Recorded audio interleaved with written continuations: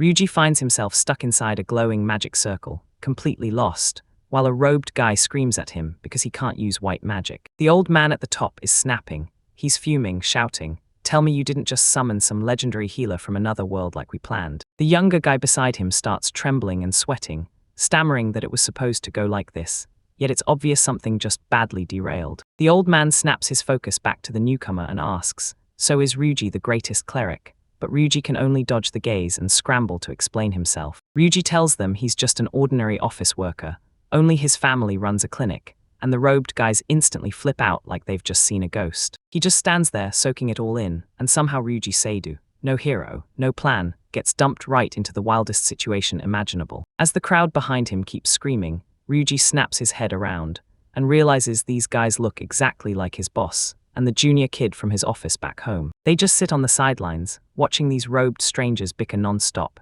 pure chaos like nobody knows how to stop. Ryuji swears he's seeing things because stress is crushing his mind after that disaster that tore through. At his real job yesterday, he finally convinces himself this whole mess has to be a nightmare his brain cooked up just to survive the stress. The old man lunges in and screams at Ryuji, demanding to know if he's seriously not a cleric. And Ryuji just fires back a straight-up yes as he keeps smashing the button over and over, demanding to know if he can use white magic, and Ryuji cuts him off flat. He can't use it at all, and that shuts the old man snaps even harder, loses control and bellows, "What is a clinic even supposed to be, huh?" Ryuji shrugs it off and straight up tells you, "It's just the name of the hospital my family runs back home." The summoner is totally spiraling. He keeps yelling hospital, then demands what it means for his healing magic, setting up what's next, leading. He rubs his head in pure frustration, then tells the guy again, he's got no magic, period, and he's pushing the explanation hard to break through. Damn, he finally clicks. Those guys weren't messing around.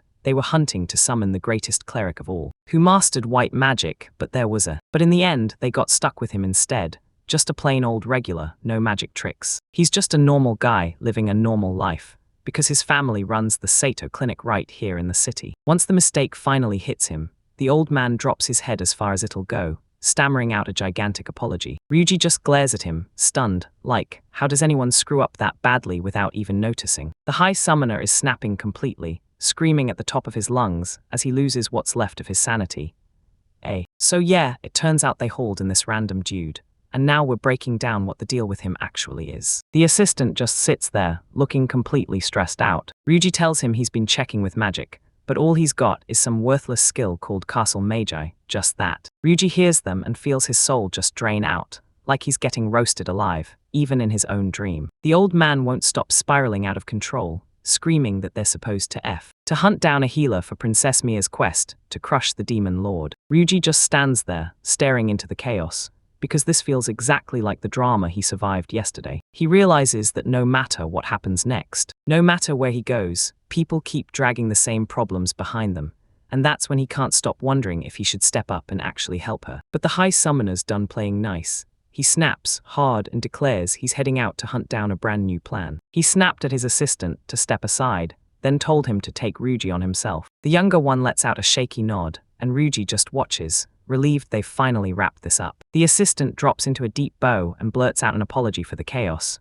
so Ryuji just cuts in and demands that he send him back home. The assistant suddenly lunges a heavy bag of coins at Ryuji, begging him to just take the money. He looks like he's seconds away from losing it, then he finally admits the brutal truth. You can't send a summoned person back to their own world. Before Ryuji even has a second to breathe, those huge castle doors slam shut, while the guy on the other side keeps yelling out a final, desperate apology. Ryuji sits there on the ground for a second, then his world flips because they straight up kick him out for real. He forces himself to take a breath, telling himself it's probably just a dream, so he might as well dive headfirst into this brand new world. He snatches up the bag of cash and strides away from the city gates like he's already gone too far to turn back. As he rounds the corner, he slams on the brakes and freezes, jaw hanging wide at the sheer shock of what he sees. The city stretched for miles, packed with crumbling old buildings and crowds swarming every corner. So he keeps rolling forward, eyes scanning the crowd as folks in tunics hustle through their day. The whole place is buzzing, kids are tearing through the streets,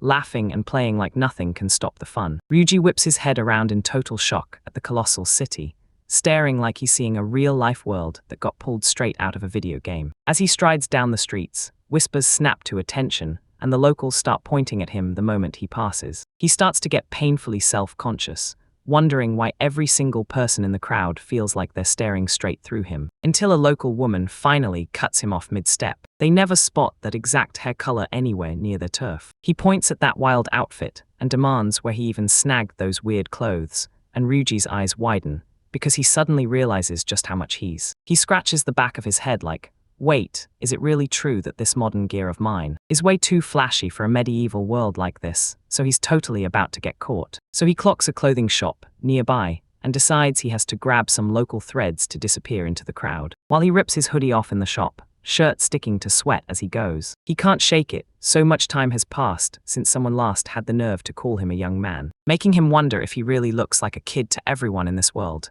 Until then he glances at the outfit he's supposed to wear, and his brain just snaps as he blurts, "What the heck am I even looking at?" Ryuji stares at his own reflection. He locks eyes with his reflection and, boom, realizes he's gotten younger. He catches a glimpse of his own face from back when he was still in his early 20s. He starts piecing everything together, and then it hits him.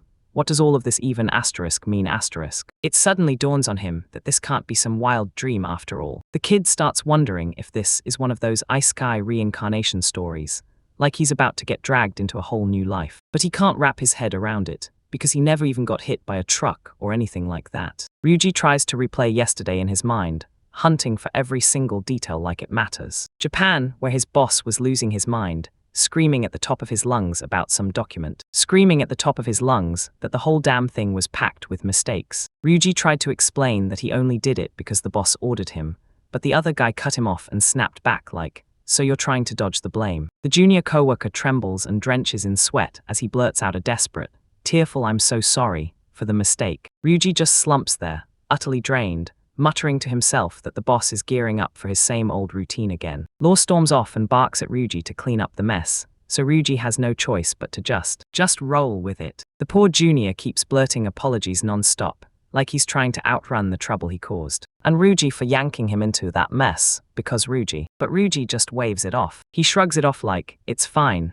since the boss always pulls this kind of stunt anyway. The sky darkens, and the camera whips over to the apartment building, where Ryuji calls home. He finally crawls back to his spot, flops onto the couch, and collapses like his body just gave up after that brutal long day. As he sits there, he snatches his phone up, then stops cold when a fresh message from his dad pops up. He finally gets it. There's zero chance he'll ever make it back to see his family, because he's trapped working every single day. His dad's text pops up, asking him if he'll be back home soon, but Ryuji has to hit him with the hard truth first. He can't take any time off. Ryuji's eyes go glassy as he stares at his phone, and he can't stop thinking about the fact that he's about to miss seeing his niece. Damn, it's bleak. His calendar is nothing but a wall of X marks, stacking up day after day to prove he's working non-stop. He faceplants onto his bed and drifts into dreams, imagining what it'd be like to finally snag a real vacation. He just wants to slip away somewhere with killer views and finally unwind.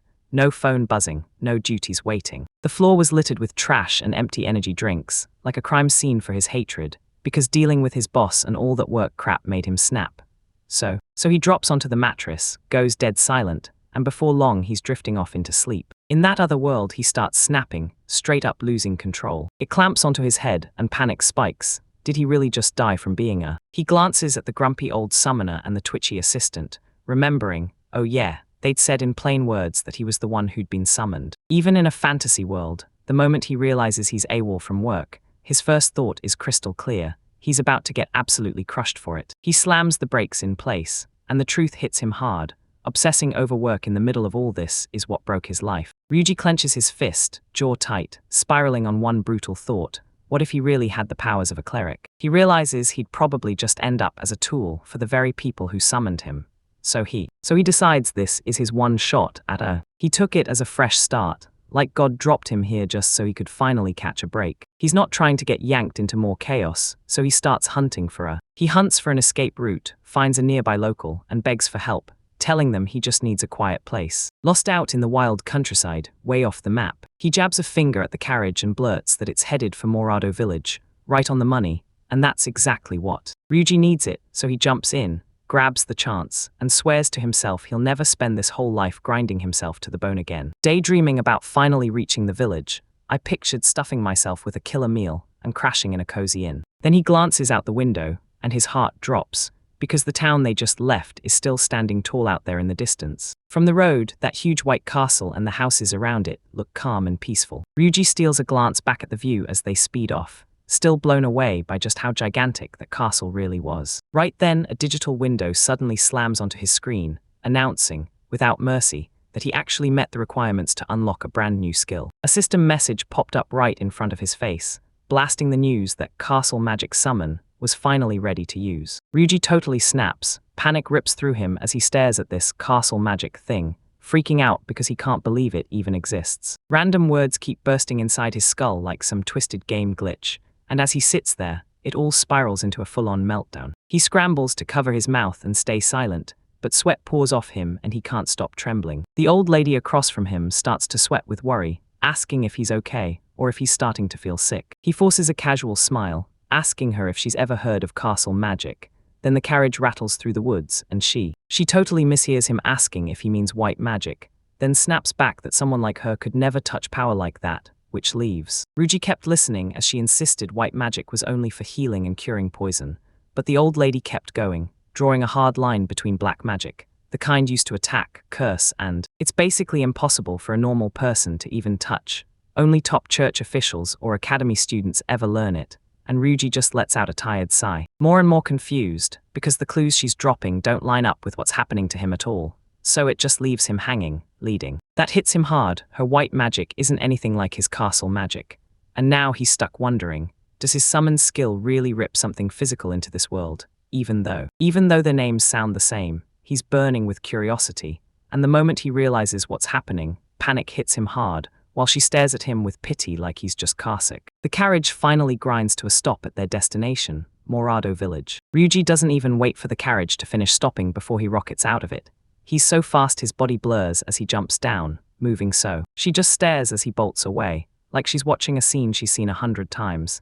Then she figures he must have had a bathroom emergency, and that he'd been holding it for ages, but he's already sprinting down the street, blasting past the other villagers, and vanishing into a cloud of dust. He keeps scanning for a huge open spot, telling himself he'll finally unleash his brand new magic the second he's out of sight. Ryuji sprints through the village, hunting for somewhere to hide, while a local dude tries to start a convo and blurts that he's never seen him around here. The innkeeper tries to pitch him as a guest, but Ryuji doesn't even break stride. He's laser-focused on finding a spot with absolutely nobody around. He keeps sprinting even while people shout that nothing's out there, and that's exactly the danger he's hunting. He finally bursts into a hidden clearing and tells himself this is it, perfect, the ideal place to test his powers. Anyone who watches him can feel it.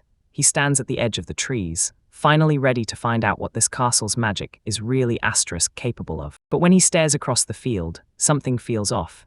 There's a giant patch of grass that's been mowed into a perfect, creepy circle. He strides closer to sniff out the strange mark in the field, then abruptly freezes, stopping dead in his tracks. Right in the middle of the grass, he spots a young elf girl lying stone still, and the realization hits, someone really collapsed out here. He tears over to her side as fast as he can, blurting, "Are you okay?" while his eyes scan her for any sign she's still reacting. He tells her to hang in there, but she's totally out of it. So Ryuji gets slammed with a medical emergency just before he even gets the chance to fire off his magic. Ryuji keeps poking for a reaction, but the girl won't move. Then it hits him. She's totally unconscious, and it scares him half to death as he stares, and starts panicking, begging for anyone to show up, only to remember this remote spot is so dead that no one will ever come. He leans in, takes one closer look, and realizes she isn't hurt at all. She's totally fine, making him wonder if something is seriously wrong with her, like she's fighting an illness no one can see. Then it hits him, what if the guys back at the kingdom aren't just casting spells, but calling for a healer on purpose, meant to save a kid like her?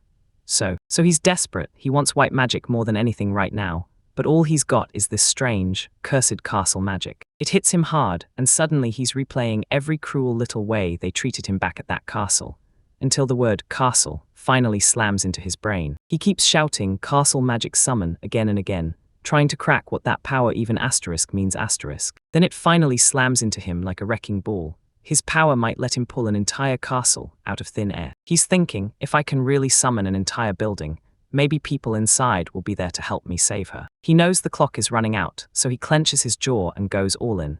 He's using his magic right here, no backing down. Ryuji thrusts his hand out, and it erupts into a blinding blaze of light, yelling as his castle magic flared to life. As he barks the order to summon, a colossal magic circle blooms across the grass. The earth starts to tremble, and as the summoning ritual hits its peak, blinding light floods the air. Ryuji stared, completely stunned by the sheer scale of the spell, because this wasn't just magic, it was a full-on castle summoning. Massive walls rocket up from the ground right in front of him, and he just can't process what he's seeing. But just as the structure snaps into place, he spots writing on the wall, and it hits him like, wait, I've seen this before. He stares up at the towering building, Sardo Clinic, and he just can't get the words out, his mouth going dry because, staring at his real family home from Earth, he instantly erupts, yelling like he can't understand what he's seeing. Then it all clicks. His dad used to brag that the clinic was his castle, and that's exactly why the magic yanked him to it. He figures, since it's a clinic, there has to be something inside he can grab and use to treat the patient immediately. Ryuji walks into the reception area,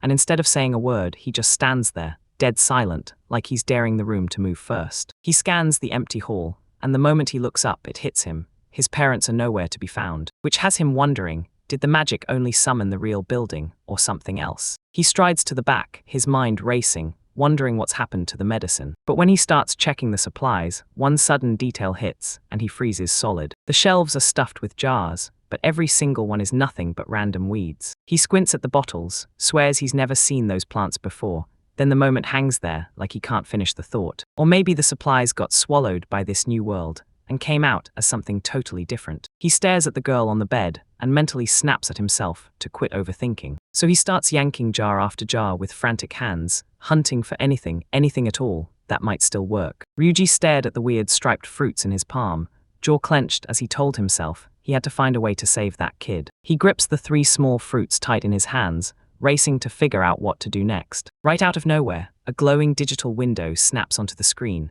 blaring that he just met the requirements to unlock a brand new skill, and just like that, the update hits instantly. Now he can finally use something called synthesis. He just stands there, wide-eyed and drenched in sweat, completely frozen, staring at the screen like it just, realizing that one weird fruit touch was all it took to unlock an entirely new power. He can't stop wondering what synthesis even means, and a wild thought hits him. Maybe this is the missing key to finally crafting real medicine. He plops the fruits by the mortar and pestle, then reaches in and starts smashing and mixing it all together. The bowl ignites with a strange glow, and he watches the mixture's color shift in real time, right before his eyes. He locks eyes on the results, unsure if it'll actually work, but deep down he knows he has no choice. He's got to go for it. Ryuji claps into place, roars that he'll do everything in his power, and funnels every ounce of focus straight into the... It churns and churns until at last, the mix clicks into place, turning into a glowing, sparkling bottle of vivid blue liquid. He stares at the completed potion, declares the blue liquid is ready, and somehow makes it sound like it's silently begging him to use it. Only then does it actually work, as he slowly, carefully pours the medicine into the unconscious girl's mouth. Everything goes dead silent for a heartbeat as he stares at her face, desperate for any sign of what comes next. Life long enough to finally stir. Ryuji burst into cheers because the kid finally snapped awake. The girl jerks upright slowly,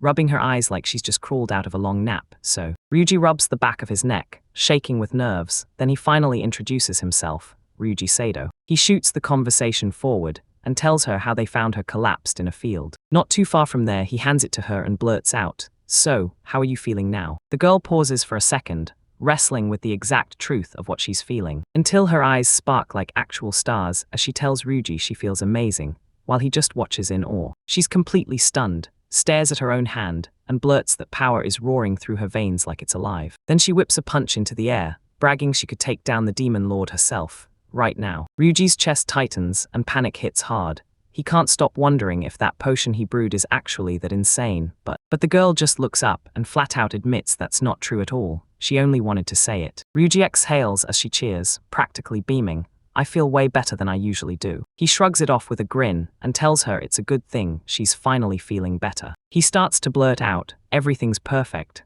but right in the middle of the sentence, he stops. Exhaustion finally crashes down on him, and he drops flat on the floor, totally wiped out. The elf girl panics the second she sees Ryuji crumple to the ground, grabs him by the shoulders and demands, "What happened to you?"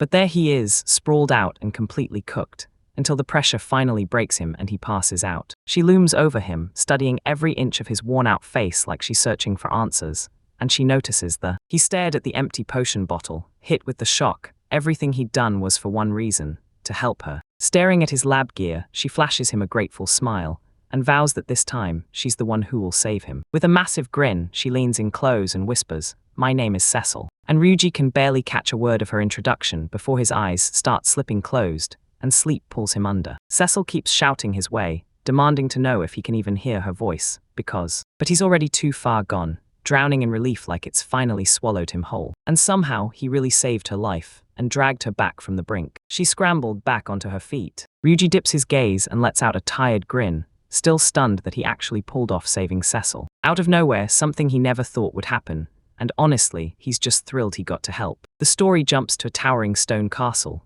looming under the night sky, where cat-eared people are clustered around, peppering each other with questions about the earthquake they just felt. They realize it almost certainly came from summoning magic, somewhere deep inside the castle. And a cat-eared girl standing nearby hears every word, her face crumpling in worry as she repeats it, summoning. She clasped her hands tight and prayed, no matter who showed up, that they'd be someone who could actually save her father. Later on, the sun blazes above a sleek, modern clinic building, and it feels like everything's about to flip. When Ryuji flops into a comfy bed, completely knocked out as a burst of light slams into his face. He finally jolts awake, rubs his head, and looks around like a lost soul, completely confused about where he is. Ryuji just stands there, staring into space, still stunned that he got shoved into another world back yesterday. And beyond all that, he's still trying to process the fact that, for some wild, unbelievable reason, his family's entire clinic building got yanked along with him like it was tied to his fate. He clenches his thoughts, trying to drag every detail of what happened back from the dark. Now he can't stop thinking about that kid who collapsed.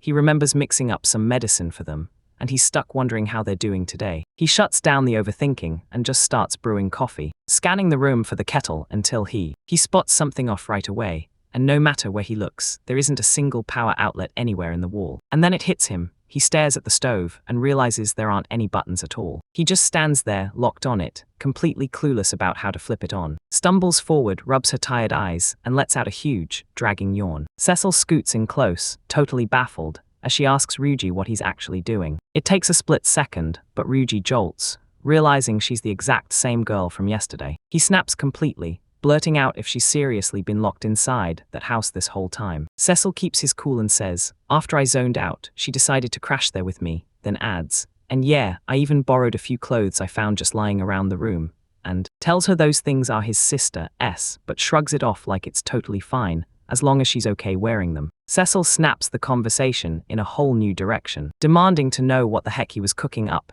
to make such a massive scene in the kitchen. Ryuji jabs a finger at the stove, trying to blurt out what's happening with it. He tells her there are no buttons, so I don't think I'll be cooking a single thing with this. Cecil just grins, jabs a finger at the burner, and tells him straight up that the whole thing runs on magic power. Cecil leans in and says the stove isn't powered by fuel at all. It's fueled by black magic, so all he has to do is pump some magic power into it. Ryuji leans in on that burner, eyes wide, trying to make sense of the fact he has to use magic for. He starts cooking, and then his stomach drops because the appliance isn't what he pictured at all. Someone has completely reworked it to function in this new world. Cecil tells him, "Just watch," and she thrusts her hands out toward the stove as she locks in, pouring her energy into it right there as the heat builds. Ignite the burner, boom. A massive pillar of fire rockets straight up, and she wears that proud grin like she just pulled off a masterpiece, while Ryuji just stands there staring. He gapes at the flames with eyes stretched wide, completely stunned. He can't stop staring, swearing it's mind-blowing to watch real magic unfold right before his very eyes. Cecil flashes a grin and tells him she's thrilled he's this into it, while Ryuji just stares, clearly wondering where this talk is about to drag them next. She asks Ryuji if he really thinks she's been useful so far, and he just shrugs along, nodding like, "Yeah, totally," agreeing that she's pushing through, tying up her point fast, because the real reason she's saying all this is that she's moving into his place from now on. From here on out, she's determined to earn her keep around the house. She's brimming with confidence in her plan, and Ryuji is he's dead set against it. He tells her there's no way this is happening, because she's still a minor and needs to go back home, and it leaves Cecil totally stunned. Cecil looks like she's seconds from snapping, stammering that it was him who saved her. She swears she has to stay behind just to thank him.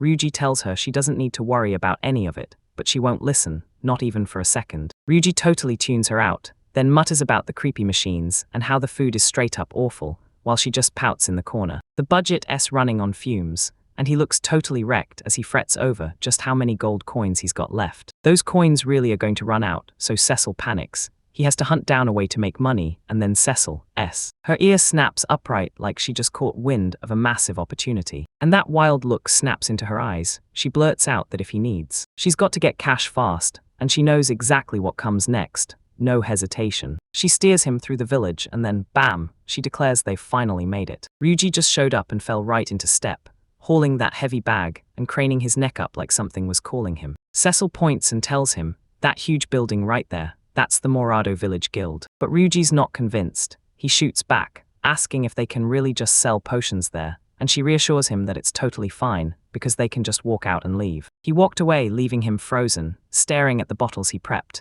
Now all he could do was pray his potions actually sold. Cecil leans in and demands, so you really want that money? Was it really that bad? And yeah, the answer's a clear yes, so she says. All they've got to do is push out more, nothing else. Grab more of those potions from yesterday, then flip them for profit. Ryuji shrugs and decides to slam something together fast with whatever scraps he can grab. He spots ingredients scattered around, and before long, he's whipping up that mix like a pro. He flexed a bowl of glowing liquid like it was pure power. He fesses up that he got way too deep into it. And then, somehow, he ended up cranking out 2 full bowls of the stuff, like it was nothing. But you can't exactly march around with open bowls, so he throws out the idea that they need some kind of container. Ryuji figures those fancy bottles cost a fortune and would crush their profits, so he decides it's way smarter to just use they've already got the basic ones stacked up in the warehouse, ready to go. So they bust into work, crank out a ton of them, and pack the shelf until it's stacked with corked bottles. Ryuji stares at the fresh stock,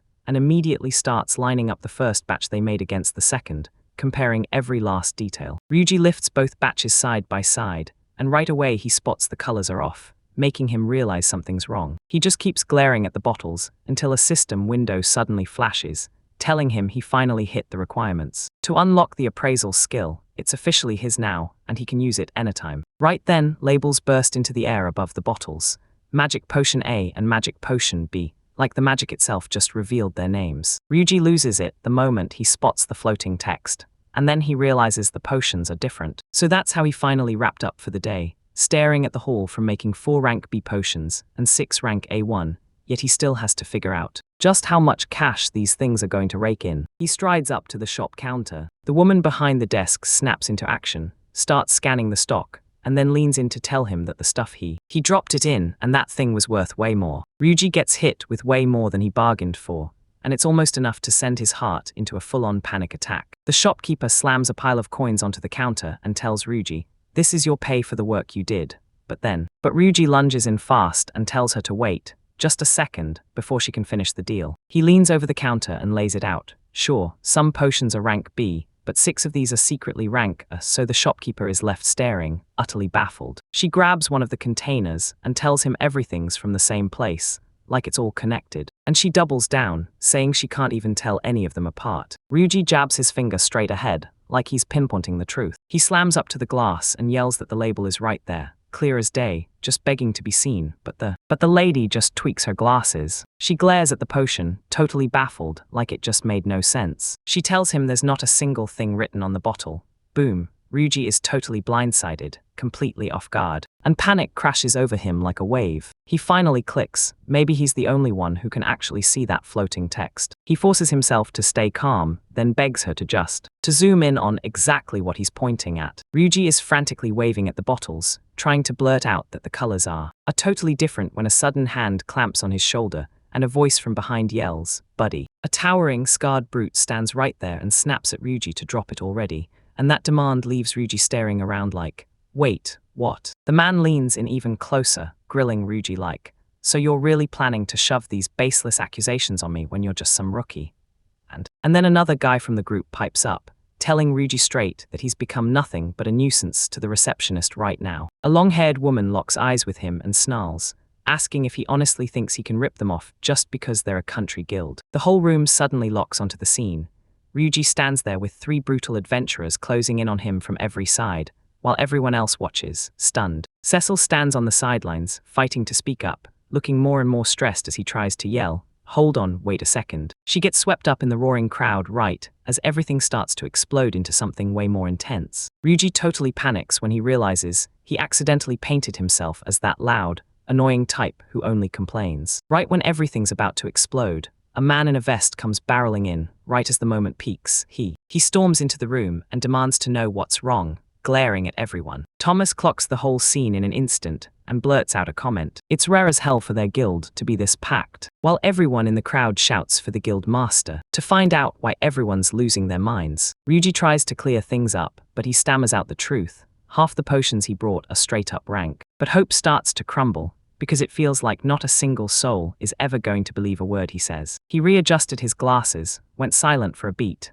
and grilled the whole situation in his head. He finally admits he's been hunting for a ring. Ranking potions in a tiny rural town like this, that idea feels wildly unlikely. Suddenly, Cecil lunges over the counter like something's about to snap. He slams the counter and yells at the top of his lungs, grabbing everyone's attention in an instant, and she bluntly turns to Thomas and asks, right there, if they've got a tool on hand to measure magic power levels. Thomas gets absolutely blindsided when she asks him how he even knows that thing exists. Cecil won't back away. She tells him to measure the potions, because one simple comparison will expose the truth. Cecil storms forward and shouts at the crowd that her brother would never lie about his work, while Ryuji just stands frozen, completely stunned. Thomas yanks out a strange white vase, and there's a tiny sprout wiggling inside. Ryuji stares and blurts, "What are you even looking at?" So Thomas blurts out that this is a special plant used to measure magic power levels, and he and Cecil huddle in close, right as Thomas claims the plant's growth pattern shifts, depending on just how high the potion's rank is. He yanks the cork off a bottle and decides, all right, let's kick off the test, grabbing one of the beer ink potions. The guildmaster tips the bottle, and a few precious drops plink straight onto the tiny sprout. For a split second, everything goes dead quiet.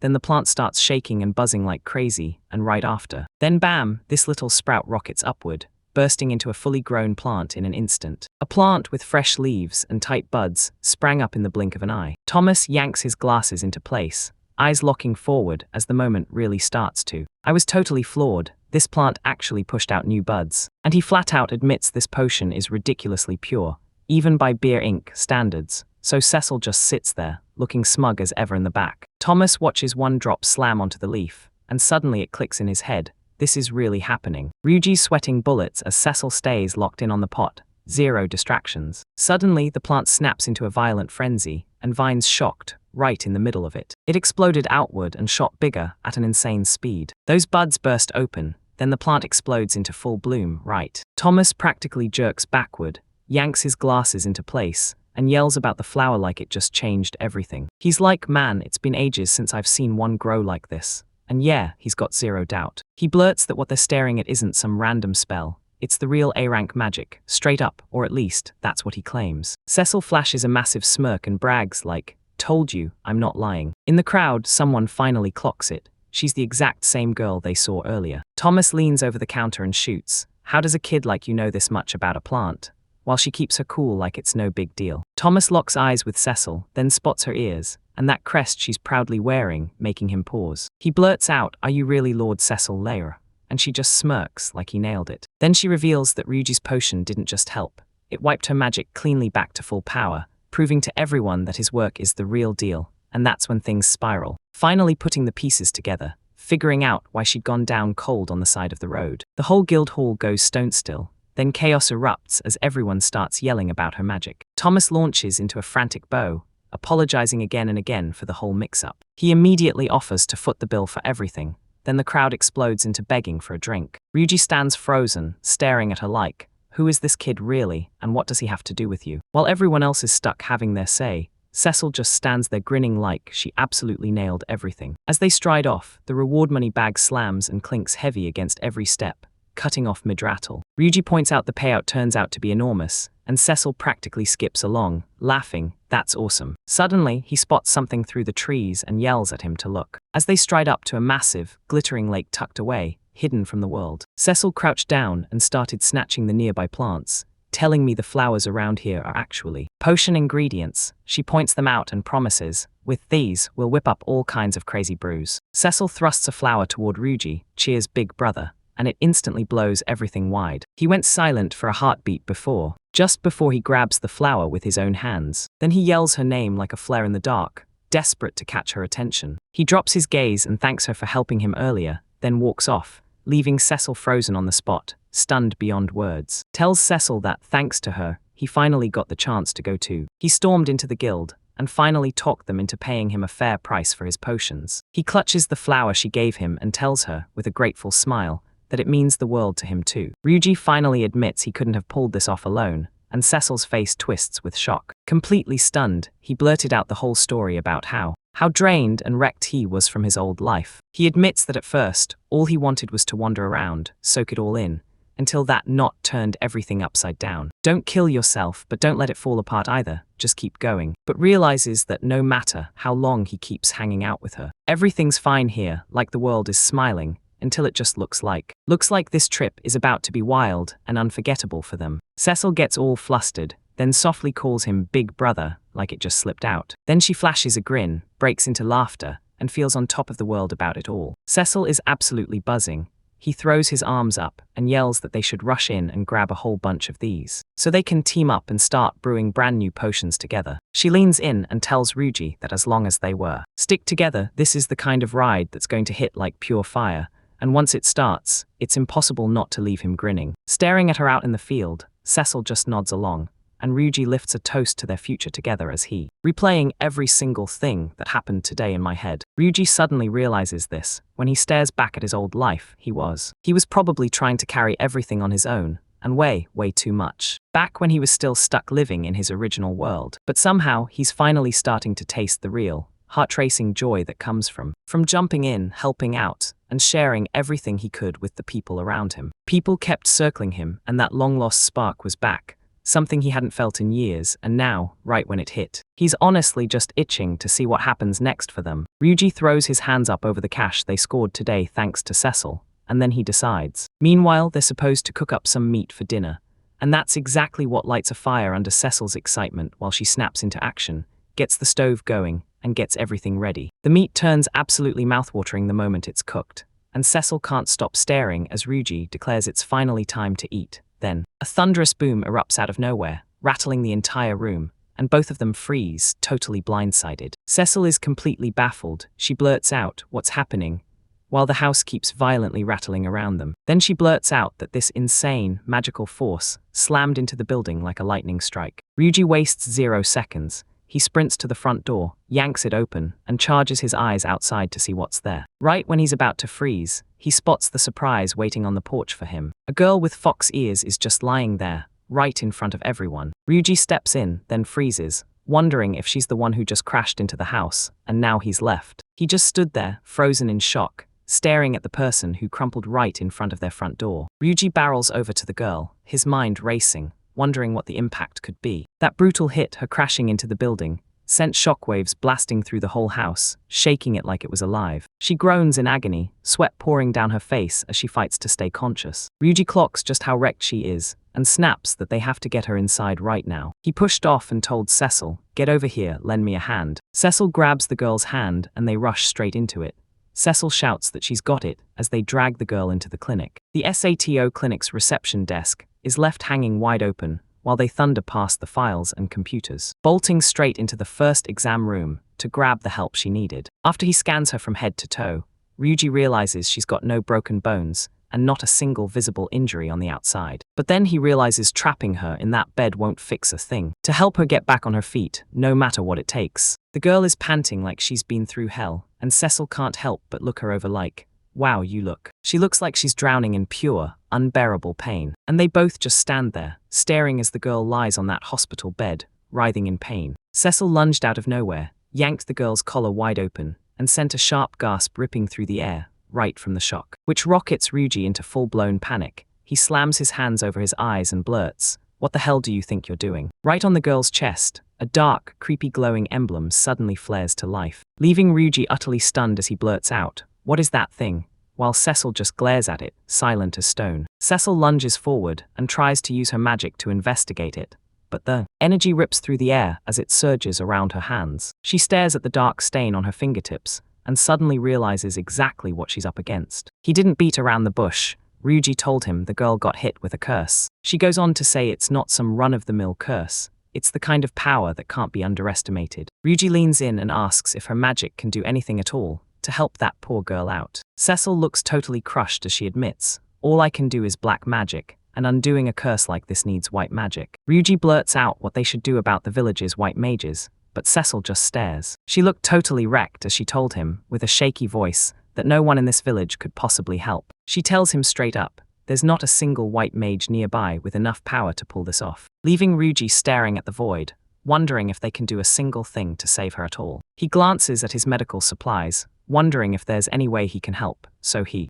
plunges his hand into his bag and snatches his stethoscope. The second his fingers hit it, a system window erupts on screen and declares he's met the conditions to unlock a brand new power called Zaman. Ryuji can't believe it. Just by grabbing his dusty old medical gear, he somehow unlocked a real skill. And he just freezes, staring at his own hand like, okay, what am I even supposed to do with a power like this? Ryuji snaps on his stethoscope, steels himself to help the fox girl and tells Cecil, just give it a shot, okay? Right as the checkup starts, a system notification snaps onto the screen and reveals he's unlocked the examining skill.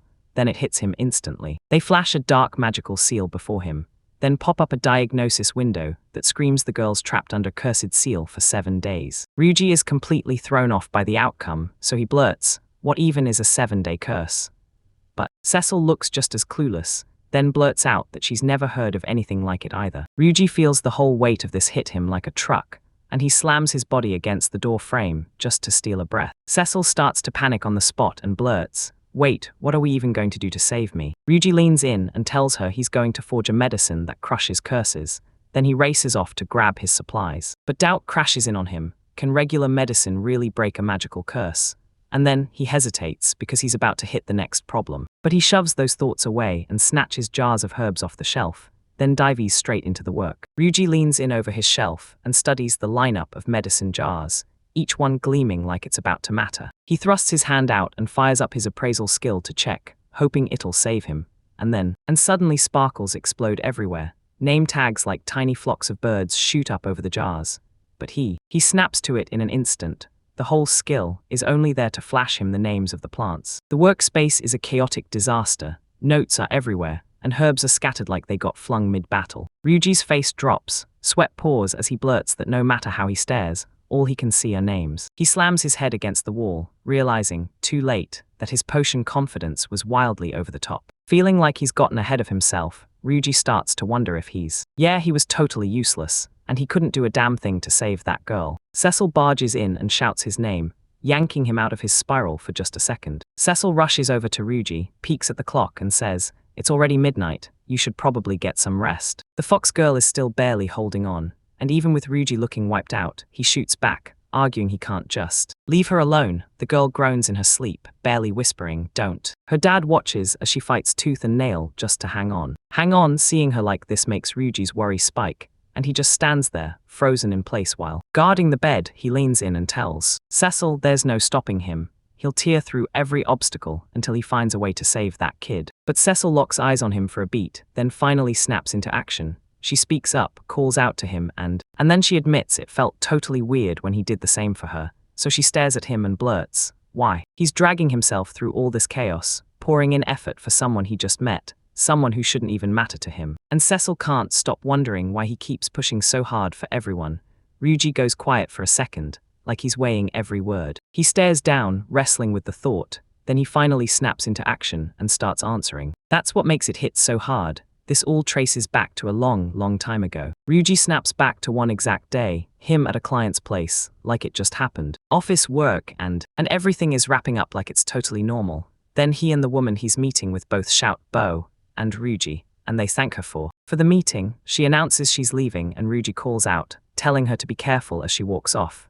But then bam, something hits his eye and he freezes in place, struck by this strange, gut-twisting feeling as he watches her walk away. And he can't stop thinking about it. She's been looking way too pale lately, and it's been haunting him this whole time. He tries to shake it off, reminding himself he's no doctor like his dad was, and it's not his job. He just fears that blurting out to a client, "You look sick," out of nowhere would come off as totally creepy. She probably wouldn't even need him to say anything. If she truly felt bad, she'd figure it out on her own, and he tries to talk himself into staying silent, telling himself it's all justifiable. Sure, at some point one of her coworkers would have clocked it, said something, and stepped in, but right then his phone starts screaming. He snatches the call up and freezes in total shock at what's on the other end. Back in the office, the news rockets through the place in seconds. One of the guys blurts out, "Wait, are we sure our client really got shipped to the hospital?" And then she totally collapsed that night. After that, everyone's going on and on about how tragic it is, while Ryuji just hangs back in the shadows, quietly listening as her coworkers won't shut up, calling it crazy that she's way too young for all this, and they're all praying she can crawl back to work someday. But Ryuji is taking it way too hard. His mind keeps screaming that if he'd only spoken up back then and said something, she might never have ended up in this mess. It hits him like a punch. His whole life has been nothing but excuses, forever dodging the moment to get involved. The real reasons he couldn't lift a finger. So getting the chance to step in and help her meant everything to him. He says being able to help her when she blacked out the second he showed up in this new world, it instantly became a massive problem. So Cecil leans in as he admits, yeah, it made him feel genuinely happy. For the first time ever it finally felt like he had a real purpose, and that he could actually do something that mattered. Still, embarrassment hits him hard, and he nervously scratches the back of his head. He remembers this, Cecil wasn't some villain in the moment. He was dead tired, passed out asleep, so he realizes his potion probably did nothing to help her wake up, and even though it was a mistake, that ache to help her still clung to his heart. Ryuji drops his gaze and finally snaps. He's done just standing there doing nothing, feeling the exhaustion catch up to him. He's sick of living with regrets, and this time he's done playing it safe. He wants to finally make a real difference. Cecil locks eyes with him for a heartbeat, then shuts them tight, like his words just landed with crushing weight. And just like that, she tells him she completely understands him, and it slams right into Ryuji, leaving him totally stunned. Cecil gets completely pumped, slaps a hand on her chest, and declares she's pulling an all-nighter, right there with him. She admits she's got no real clue what the world he came from is even like, but she's 100% sure of this. If he hadn't stepped in, she wouldn't even be standing here right now. So yeah, she's officially on board, ready to help him save that lady, even back in his world too. Staring him straight in the eyes with a huge, big grin on her face, she tells him, "Don't worry, everything's going to work out." She yanks his hands and snaps him back, insisting she's got his back now, and that together they're gonna finish this. Cecil locks eyes with Ryuji and swears they can absolutely rescue those people, and Ryuji just nods back like, bet. Pumped up to the max, he blurts, "Deal," then demands he'll appraise every single item they've got before he even starts brewing potions. Ryuji demands to know, does this world even have medicine that can truly smash curses? And Cecil shoots back that it's probably something right. She launches into it, saying there are a bunch of different potions, just like they promised back at the lake, reminding him that the one he handed her earlier was made for one thing, restoring her mana, while the can be brewed into powerful health potions in a flash. Cecil admits she hasn't even seen them with her own eyes. She just heckled by rumors of secret potions that could wipe out poison and even crush paralysis. Ryuji snaps into focus and starts putting the whole puzzle together. They huddled together thinking, if we can craft something for status ailments, then maybe, just maybe, we've got a shot. He knows this is gonna be a brutal grind, so he steels himself and puts in the work, because he's determined to make it happen. Ryuji stares at the jars and yells at himself. Now's the moment to turn every single herb into real potions. He knows this chase could drag on for ages. All right, it's time to blast through everything we've got. But he's clinging to hope. Maybe one of these clues will finally be the key to tearing that curtain wide open. A curse hangs in the air. Cecil watches, then dives in, furiously messing with the scales and beakers. With the pressure bearing down on him, he decides he can coast on the insane stamina he ground out back home working overtime for that toxic company. As soon as he wipes the first shelf clean, he doesn't even breathe. He bolts straight to the next section. He grabs another bottle, smacks it with his appraisal skill, and boom.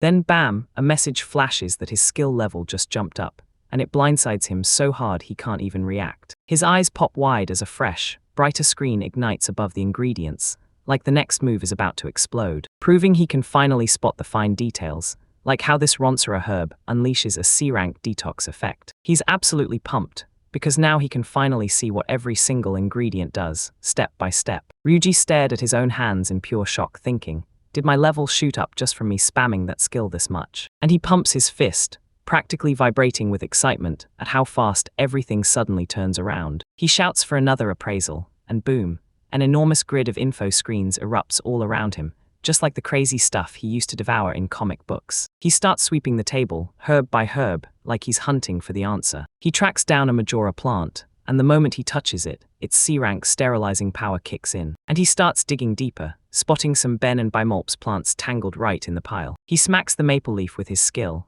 and boom, Clail flashes across the screen as an info window pops up, and then it cuts off mid-sentence. He confirms it's exactly what he needs, a Crayola leaf with a B-rank purification effect. He lifts the leaf high, screams that he finally found it, and knows that with this one ingredient, he's about to change everything. Slammed into the real work at his lab desk, he hovers over his tools, heart pounding, because the moment he's been waiting for is here. He's finally ready to start brewing real potions. The potion finally hits completion, an elite, high-grade air-ranked brew forged to smash curses. So Ryuji thrusts it into the air and erupts, yelling that he's done, and Cecil just freezes, staring at the glowing liquid in pure, stunned awe. No time to waste, so they rush to grab the medicine for the lady, right now, while Ryuji slowly tilts the flap. A vial was tipped, and clear liquid poured straight into the unconscious girl's mouth, while she just lay there. The second the potion hits his throat, a blinding white flash erupts, and then the world lights up. And the girl instantly looks calmer as the magic floods through her. Cecil notices it right away. Right away, her skin starts snapping back to normal.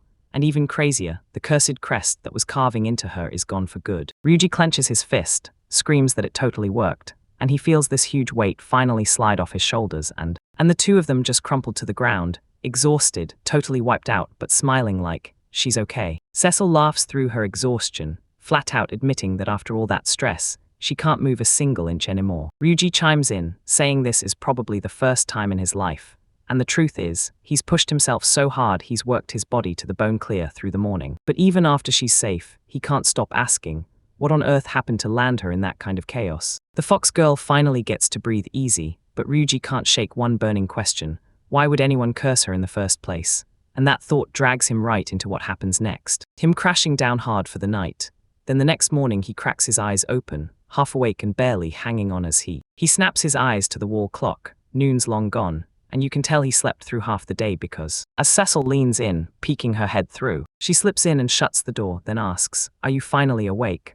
Ryuji jolts upright, shouting her name like he can't believe she's here while he asks how she's doing, and even though he tries to breathe through the worry when he looks over, he notices her skin looks so healthy it practically glows. He's finally healthy again, and that nasty magic is totally gone. What a massive relief, so yeah, he did. So he decides to make one final check, just to be safe. Then he leans over her bed. He fires up his diagnosis skill. Then a magical light erupts from his hand as he scans her body. And that status window flashes the truth. She's officially in recovery, and everything looks perfect, and it just. Ryuji and Cecil both exhaled like they'd been holding their breath forever, and he leaned into the sleeping girl, relieved to the bone that she was finally safe. Finally, he started to pull himself back together. The fox girl finally jolts awake, and a tiny, soft sound escapes her lips. She slowly opens her eyes, and the whole world feels different. She whips her head around the room, completely stunned, then blurts, "Where am I, and what is happening?" Ryuji steps up, tells her who he is, and asks her name. But she keeps the real answer locked away for 2 more days because she catches a flash of him out of nowhere, then it slips away. She snaps her eyes back and lets out a loud scream. While her face flushes bright red, she jabs a shaky finger at him, blurts out a stammering accusation that he did something strange while she was out cold. Then it all spirals from there, sends Ryuji into a full-blown panic, as he screams that she's totally wrong. This was only for her medical treatment. He tries to tell her, "We only stared at the mark on your body to help." But the moment it sinks in, she keeps shrieking in pure, wide-eyed shock. His voice booms through the entire clinic, as he frantically tries to make her understand. She's got everything completely wrong. A little later, the chaos finally fades, and they sink down with some tea to trade stories and talk things through. Ryuji slumps across from the girls, utterly wiped out, then finally starts spilling the whole story from square one. Ryuji starts blurting it all out, telling the girl she collapsed right in front of their house. So he tells her, "We had no choice. This was a full-on emergency, and we had to treat you right away." The girl freezes for a split second, then it hits her. These aren't strangers at all, they're the very people who came to save her. She shoots off an apology for showing up so late, then jumps into her explanation and says, "In Lavages, an entire beastman country where everyone's got claws, instincts, and pride." She finally steps forward and reveals her name, Anya, eyes flickering with nervous shyness as she says it. Ryuji is totally stunned when she admits she's a beast man, and his mind races through all the different countries that could connect to it. And when he looks closer, it clicks. Those ears and that tail are the proof, no doubt. How she even wound up cursed in the first place. Then she pauses, stunned, and starts piecing it all together. The moment slams us into her memories of Ravage, the wild land where the beastmen call home. The whole memory kicks off when little Anya beams proudly, holding up a giant basket of kidney fruit she just picked for her mom. And her mom tells her, "Thank you," then pushes her forward, yelling at her to get the water boiling in the... Anya's mom calls out for Natalia, and the moment she hears her name, Natalia grins and skips right along after her. Right under their feet, a massive dark magic circle rips open out of nowhere, and it blasts them hard before they even get a chance to react. Anya bursts into tears and shakes hard, shouting, "Who's there?" as a chilling voice threatens to rip everyone apart. A creepy figure in a cloak just stands there, spitting threats about how they're going to destroy families. Then the voice cuts off like a bomb. And the face behind it is this straight up terrifying. That jagged mask hits you like a punch. Clear as day, it's a curse. Anya blurts out that the blast's sheer impact blasted her through the air like a cannonball, straight into the unknown. And she looks absolutely crushed, as she tells Ryuji she can't remember a single thing about what happened right after. Ryuji is genuinely rattled by the story, and he can't stop asking, who would dare be that cruel? Cruel enough to pull something like that? Cecil drops the bombshell that her father is out there, right this very minute. Right now, he's stuck serving in a unit that's already locked in a brutal war against the Demon Lord. And she suspects the curse was planted by the Demon Lord himself, or one of his nasty allies, and when Ryuji hears that, he snaps completely. He can't even process it. He's hearing about a real Demon Lord, and total shock hits as the truth of this world finally starts to sink in. Cecil clocks his reaction and fires back, asking if he truly had no clue what was going on. So she starts breaking it all down, point by point, and tells him that in this world, a single king rules over every demon. And these aren't run-of-the-mill monsters. She swears they're something else entirely, beings with insane, sky-high magic. Magic power sparked across everything, guided by the one they fear most, the Demon Lord. The pressure is sky-high. Warriors and mages from every corner of the world have been forced to band together to strike back. And the alliance is huge, big enough to swallow entire worlds. The human kingdom, the beastman kingdom, the elf kingdom, and even the fairy kingdom. Basically everyone's at war right now, scrambling to hold the blade that bit into the Demon Lord's army. Ryuji goes quiet for a second, replaying in his head the guys who first dragged him into this. Ryuji narrows his eyes, replaying everything and wondering if they're tangled up in this mess too. Then it hits him, and the guy he remembers starts to make sense. Back at the castle, the guys started talking about it right after he first showed up. And Anya looks totally rattled, whispering that the Demon Lord's army is probably hunting down the commander's family right now, just to grind him down and make him suffer. Suddenly, she snaps upright from the couch and blurts out that she needs to. Just like that, Ryuji is hit with the shock, and he's completely caught off guard, ready to bolt immediately. He shadows her to the door, leaning in and demanding, "Where are you going?" With her condition, where could she even possibly go while? Anya shoots him a look through tear-filled eyes, then blurts out, "If I'm the one who got cursed then, and if her mother and sister were right there in the same moment, then there's a huge chance they were cursed too." Ryuji just stands there, like the weight of everything she's about to say is crushing him. Finally, her words hit him like a punch, and he just stares, completely stunned. He tries to break through her with the truth and make her see reason, telling her to hold back because she's still healing, and if she pushes it, she'll just end up hurting herself. But Anya can't even breathe easy.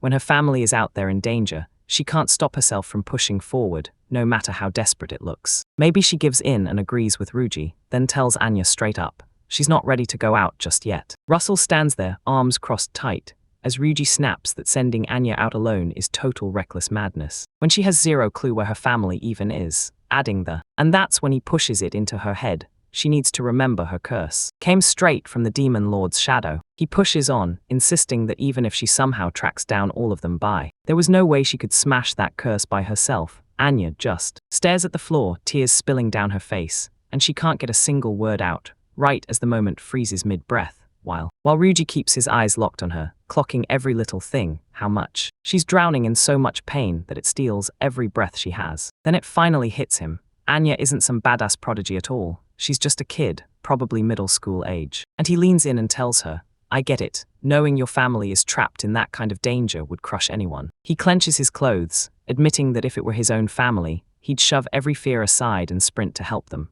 only for that thought to get cut off by Even while he's laughing to himself, he's basically betting that his old man could take on anything that shows up. Ryuji finally shouts to Anya, and the moment she snaps her head up in shock, he steels himself and chooses his next move. Ryuji locks eyes with Anya and asks if she wants to tag along with them.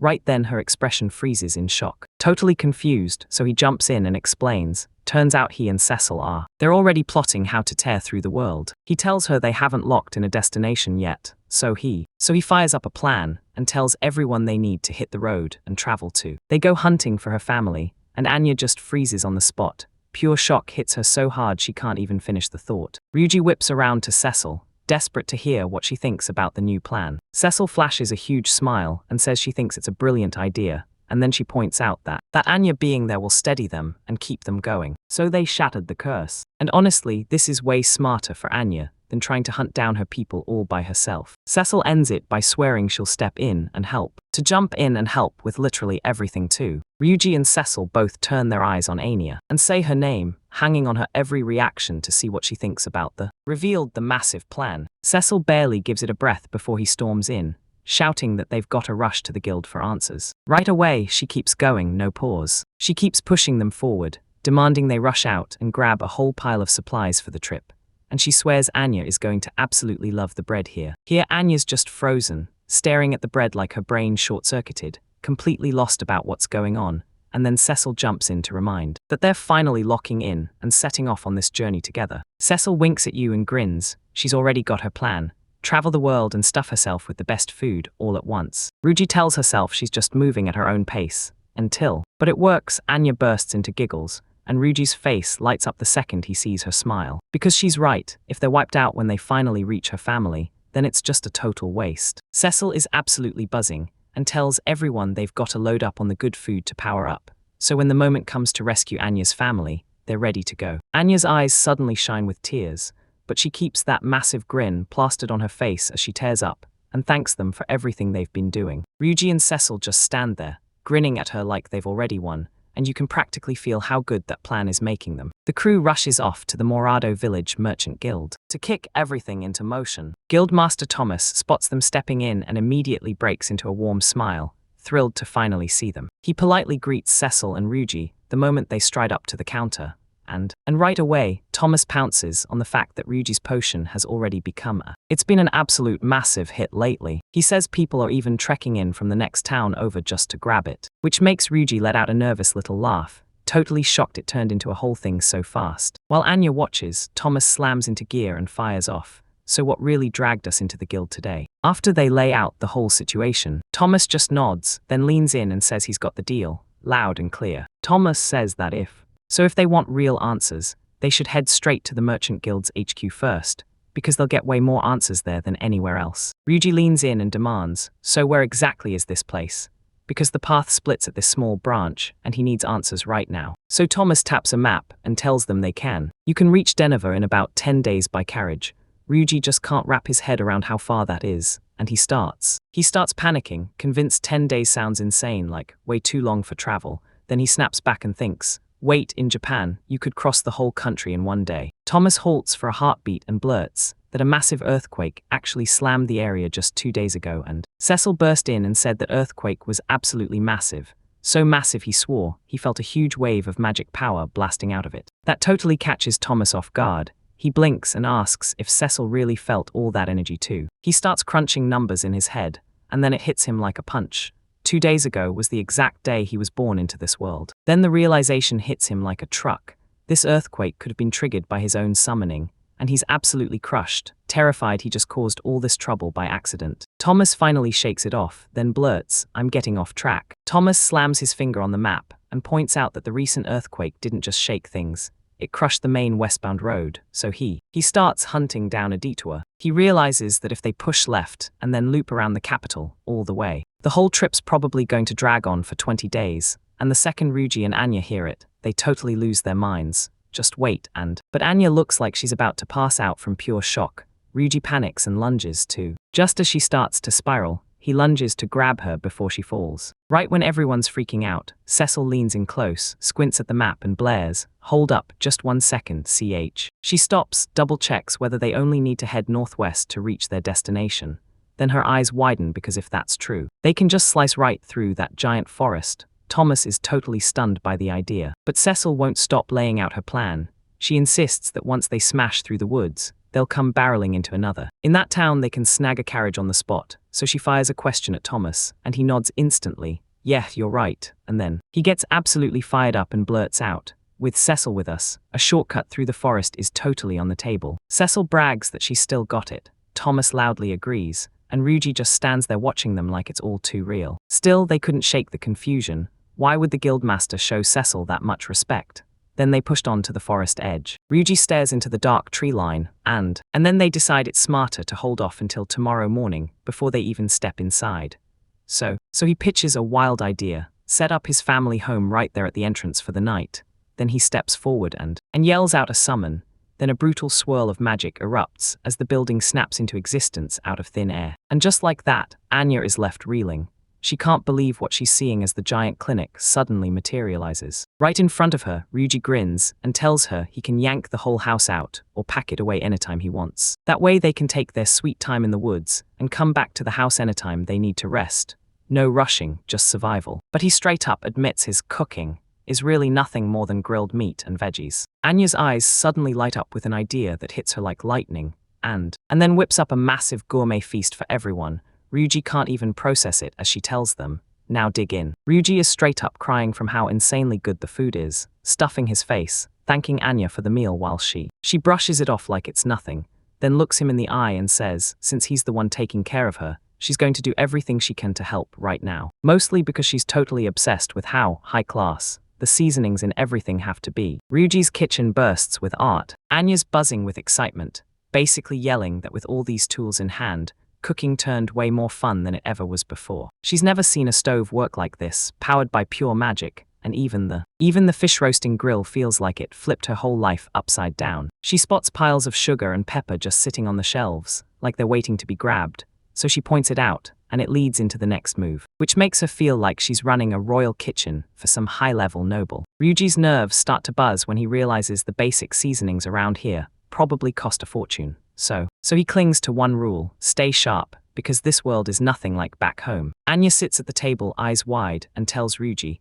you're incredible. How on earth can someone make medicine like that? But Ryuji shrugs it off and cuts her off, saying she's actually. Honestly, it's wild. She's still just a kid, but she cooks like a legend. Anya just stares at him blankly for a beat, then casually drops, I'm actually 20, and everything instantly makes sense. What a twist. Ryuji totally lost his mind. Every time he looked at her, he just couldn't finish the thought, like something was breaking the second his eyes met hers. She looks like she's barely hit 13, max. She tells them it's a super common blunder for anyone who hasn't spent much time around beastmen yet. Turns out her people live way longer than humans, so their bodies stretch time like it's slow motion. That realization smacks Ryuji right in the chest, because somehow, he still has zero clue how this world actually works. And he realizes, fast, if he wants to make it through this place for good, he better start hitting the books right now. The second he's done polishing his plate, he releases a satisfied sigh and tells Anya in full sincerity that her cooking was amazing. Right then, Cecil barrels in and begs him to go bathe together, and Anya just freezes there, totally shell-shocked. Anya's just standing there, trying to wrap her head around it. Ryuji and Cecil are really about to bathe together. Ryuji looks at him, dead serious. I'm just as lost as you are, he says, because with everything that's been happening lately, he's only managed quick showers and they're both guys, so it clicks fast, and it's the perfect way for them to bond while they clean up. He pumps Cecil up, telling him it's time to hit the bath, and just as he does, Anya blurts his name in pure shock as she just stands there in the dark, completely frozen with no words at all, shocked by what she's seeing. As soon as they step inside, Ryuji spots the washing machine and shoves the idea to Cecil, put your clothes in there. While Ryuji is lathering his hair in the shower, he suddenly clocks that Cecil is taking way too long. Out of nowhere, the kid yells for help, whining that he can't get his clothes off. Ryuji snaps his gaze back, stunned. What on earth is messing with the kid so badly? Just trying to slip closer and get undressed until Then he spots Cecil in trouble. His shirt snagged so hard on that pointed elf ear it won't let go. Ryuji can't believe what he's seeing. He just stares in total shock as the shirt finally starts to move, dragging the scene straight into the next shock, leading to the Ryuji and the other guy wrestled in the bathroom, grunting through every strain as they tried to haul the jammed clothes free. Suddenly the shirt rips free, he blurts out a startled sound and Cecil goes, there, finally off. Everything snaps to white for a split second when it hits. Wait, Cecil might actually be a girl. Ryuji straight up snaps, his face floods with red as he freezes in shock after the truth hits, and then he blurts non-stop apologies and panics on the spot, while Cecil just freezes there, totally baffled, and blurts, "What's wrong?" Right then, Anya barges in screaming at full volume, and slaps both hands over her face, utterly mortified by what she just walked into. Ryuji blurts out one last apology as he tears out of the room, leaving the girls behind and later that night, he's huddled on his bed under a blanket, staring at the ceiling like it owes him answers, replaying that day, the exact moment then it hit him, he knew nothing at all about how this whole world actually works. Cecil asked what was wrong, but Ryuji just spiraled inward, trapped in his thoughts, swearing he had to make sure a disaster like this never happened again. He tells himself he's got to get some real common sense in this world, while a mystery girl with butterfly wings watches him from the shadows. Then, and she suddenly hears the din rising beyond her forest, keeping her eyes nailed to the light where the group is bunkering down. She peeks through the leaves with wide-eyed curiosity, and it hits her. Could this be a real human in front of her for the very first time? Right when everything calms down, Anya's already in the kitchen, humming under her breath as she chops up vegetables like she's gearing up for the biggest meal of the day. She swings in the last touches, calls out that it's all ready, and lays out a feast: soup, salad, and a steaming fresh omelette. Then she moves for the one thing she can't rush, the toast, watching it until it pops up crisp and perfect. Anya blurts, "Breakfast time," just as the morning light creeps in and someone's eye finally starts to crack open. In the bed, Cecil is knocked out cold, muttering in her sleep and non-stop complaining. She's furious, complaining that the mister is being way too rough with her. Ryoji just stares down at her, completely baffled by what he's seeing, and the look on his face cuts off mid. He fired a question at her like, "What kind of messed up dream are you having? Because you're saying some wild stuff." Wiggy jolts awake and spots Cecil still planted in his spot, and he's like, "Why are you in my bed?" While Anya just stands there watching the whole mess. Then everything snaps when he sees her in the doorway, yelling her name and demanding she give him a break. Demanding to know, exactly, how long she's been staring at them like that. Anya just stares back with this totally blank face, while Ryuji panics and tries to talk her out of the "it looks bad" situation, only for him to insist he had zero clue Cecil crawled in with him. Right as he starts his sentence, the door smacks shut, and Ryuji screams for her to come back. Anya trudges down the stairs looking totally wiped out, whispering sorry for interrupting, while inside Ryuji keeps exploding with, "This is all a massive misunderstanding." The story cuts to the dark woods northwest of Morado village, where the crew finally kicks off their journey, disappearing into the thick trees. Cecil's bursting with energy, hopping around and shouting that they're finally headed for Chinova as the crew pushes deeper along the forest path. She grins over her shoulder, telling them, "Keep this pace, and we'll be out of these woods in 3 days flat." Anya flashes a smile and thanks her for the motivation, but Ryuji is already lagging behind, wobbling like the hike might drop him any second. Cecil whips around and urges him to march even farther today to save time, but Ryuji just stares at her in stunned silence. He could barely force a single word past his lips. Ryuji looked absolutely beat as they pushed through the woods. Throwing his apologies at Cecil, he admitted he was the one dragging everyone down. He's hunched over, drenched in sweat, and finally admits his body has hit its all-time breaking point.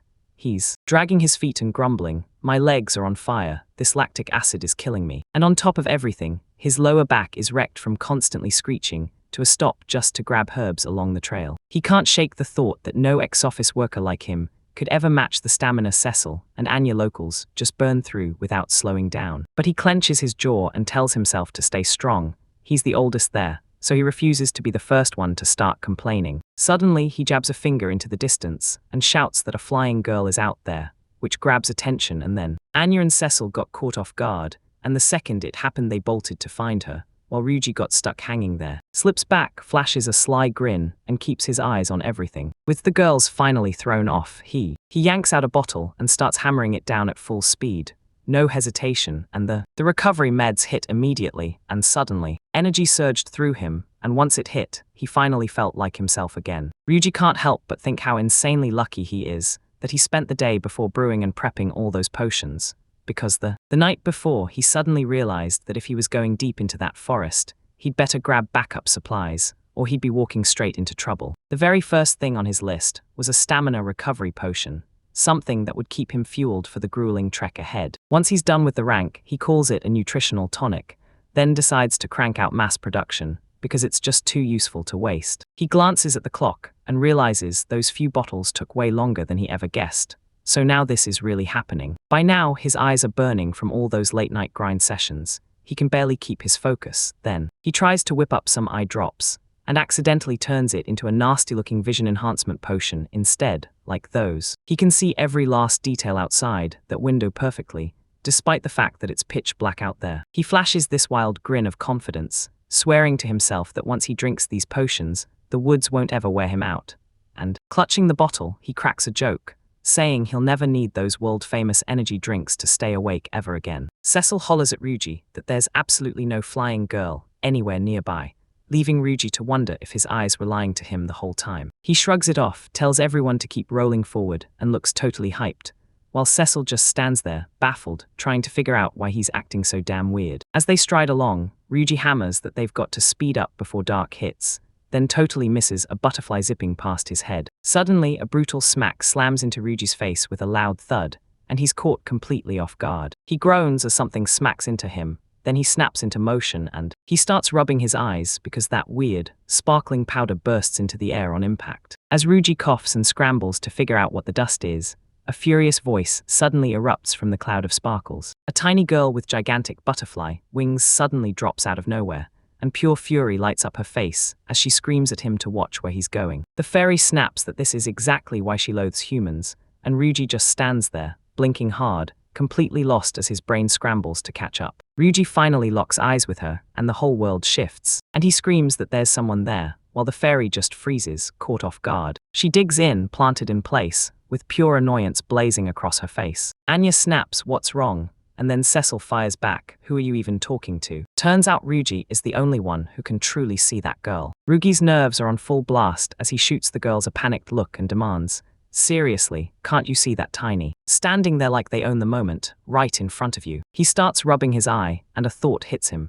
Maybe this strange power he's got is really seeing her. Maybe those modern eye drops did the trick, and then he digs out a tiny VZ Pro container and tells the girls to peek through the liquid inside. Cecil immediately says she'll try it. Anya and Cecil peer into the container, and the moment they see what's inside, their world slams into shock. Cecil screams, "I told you so," while Anya erupts in total shock, staring at them and yelling that, no joke, there really is a fairy right in front of them. She instantly gets on the little girl's nerves. She flails her arms and demands they stop yelling, right out of. Cecil clocks it, she's way more furious than anyone expected, while Anya stares, ready to. She admits this is the very first time she's ever laid eyes on a fairy. Anya stares at the floating girl and blurts out a question. Asks if every fairy is naturally this quick to snap.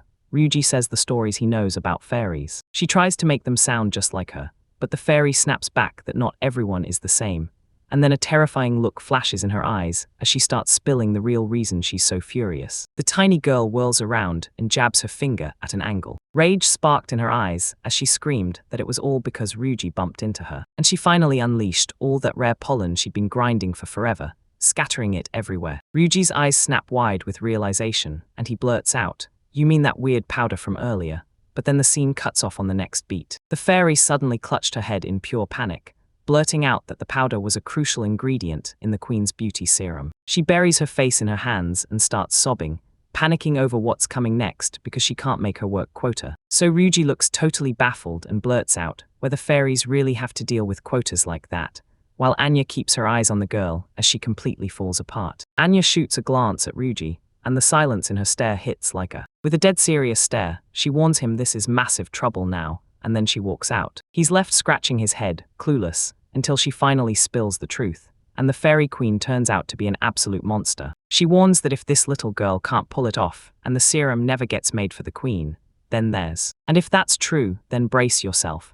An angry swarm of fairies could come bursting into the clinic like they own the place. Anya tells everyone that fairies may be light on brute strength, but they can still work real magic, granting blessings to all kinds of races, so cutting it off is a terrible move. One wrong decision, and their whole journey could collapse. She warns Ryuji that this could snowball into him, spending the rest of his life stuck as the Queen's personal serum maker, and then she cuts herself off mid-sentence. The idea of being trapped as a slave to the Fairy Queen makes Ruddy's hands tremble, because this whole nightmare of a situation feels like it's straight out of hell. Ryuji blurts out, trying to snag the little girl's attention, and she twists around with a totally baffled look. Like, wait, aren't we leaving yet? He asks if they can help her gather the pollen she needs, and it totally throws her off guard. Ryuji admits the queen sounds downright terrifying, and since he's the one who messed up the pollen, he steps in to help, Plus, he's great at making medicine. He even flings out the idea that he could just whip up a beauty serum for her, leaving that tiny fairy frozen, staring at him in dead silence. She shoots him a grumpy glare, huffs out loud and tells him, "Fine, I'll let you help,"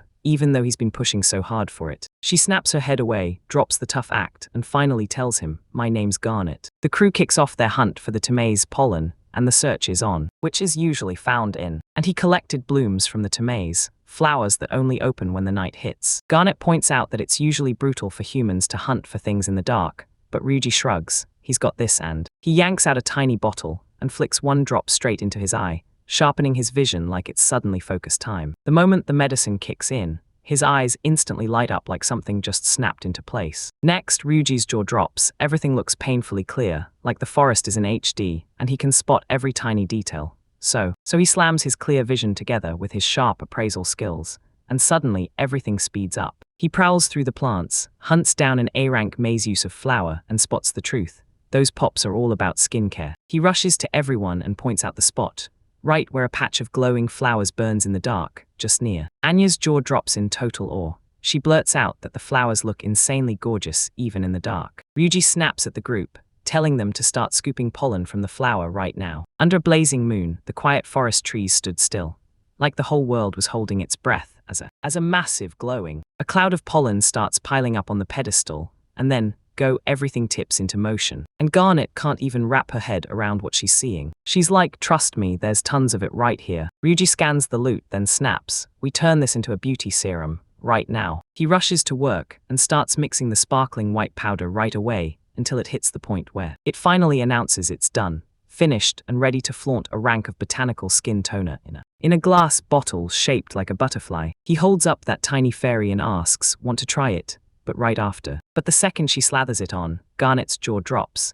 This time it feels way more moisturizing than her usual one. She thanks him and twirls around like she's floating, beaming because the queen won't have a reason to, ever. Garnet's just glowing with pure joy, and Ryuji can't help but smile. She lets out a breath of relief, then locks eyes with him and says, "You're human, and yet you." He's not just okay, either. He's genuinely solid, and she even straight up tells him, "I'm sorry for doubting you." Leaving Ryuji stunned, then she steps in, ready to thank him in the biggest way, and hands him a fairy's blessing. Ryuji has no clue what that even means, so he blurts out, "Wait, what are you talking about?" and asks her exactly that. Turns out, getting a fairy's blessing is a massive deal, like a total blessing even is, because it's meant to rip open every hidden power a person has in. Ryuji snaps, then demands to know if she's truly certain about this. But Garnet swears it's totally fine. This serum is going to pull her out. Ryuji just gapes there, and the truth hits him. This world runs on the same grind, and people are still getting chained to the corporate treadmill. They've got to step out, but he's totally baffled and blurts, "Can't we just do it right here in the room?" She straight up says she wants a huge, open space, somewhere she can feel safe. Apparently the last time the fairy queen blessed that elf kid, things went horribly wrong, fast. The power snapped and spun out of control, turning everything into a full-blown disaster, making Ryuji figured that kid had to be a total maniac, like some kind of freak prodigy. Garnet admits her own blessing will probably be way weaker than the queen's power, but tells him to stand tall, because he's the very first person she's ever picked to bless. Two massive wolves barreled in, their presence huge and unsettling as they came for him. Glowing eyes and sharp horns loom out of the darkness, staring you down. Ryuji freezes, because right in front of him, he's suddenly boxed in from every side by a whole pack of them barreling in like a storm. He starts cracking right in front of everyone. He's staring at these things like, wait, are they even real? And praying he's not about to face actual monsters. It freaks out, screaming that those monsters were lured straight to them by the smell of humans. Ryuji's nerves snap. He panics and blurts out if those things are really hunting him. Cecil peeks out and blurts, "What's wrong?" Then immediately wonders why he isn't using his divine protection, but Ryuji yells back, screaming that there's zero time for that right now. He yells at everyone to back off, because this is too dangerous to get close. Then Cecil finally gets a clear look at the monsters, and with a casual shrug, calls them just dogs, leaving Ryuji completely baffled. She snaps that she can't get a wink of sleep because the crying won't stop, and she just jabs a finger and snaps at the monsters like, "Scatter, go somewhere else." With one lightning-fast swing, a brutal surge slams into the monsters and rockets them through the air, unleashing a massive surge of energy that blasts the entire pack to pieces in the blink of an eye. Ryuji just froze, jaw dropped so hard it looked like it could shatter, still staring in complete disbelief. But Cecil just glances back at him, cool as ice, cutting him off with, and reassures him that everything is finally okay now. Ryuji leans in and asks, "So, are you acting?" She's totally fine after that explosion, but she just stares at him like she has zero clue why he's panicking. He points out that she just dropped a massive spell. No kidding, that's a huge deal. Cecil just shrugs it off and snaps that kind of magic isn't really something that weighs on her all day, dragging her down no matter what. She bursts into laughter and drops the one reason why. The moment they first met, she crumpled because she'd tried it way too many times. Ryuji finally snapped the puzzle into place, realizing the insane power he saw back then was hers all along. As they talk, Garnet bolts through the grass, completely stunned by the insane power wave she's picking up nearby. She's standing there, totally stunned, like she can't even comprehend that this level of energy is real, or even possible. She jabs a trembling finger at Cecil, and demands to know if he's got some fairy blessing somehow. Cecil pauses for a heartbeat, then blurts out that she's pretty sure the name was. It's Titania, and the second that name hits the air, Garnet freezes, looks like she's seen a ghost, and starts sweating buckets. Garnet just freezes in place for a split second, then blurts, "Wait, both of you." Then she rockets straight into the sky. Ryuji lunges forward, begging, "Wait, where's the blessing you were supposed to give?"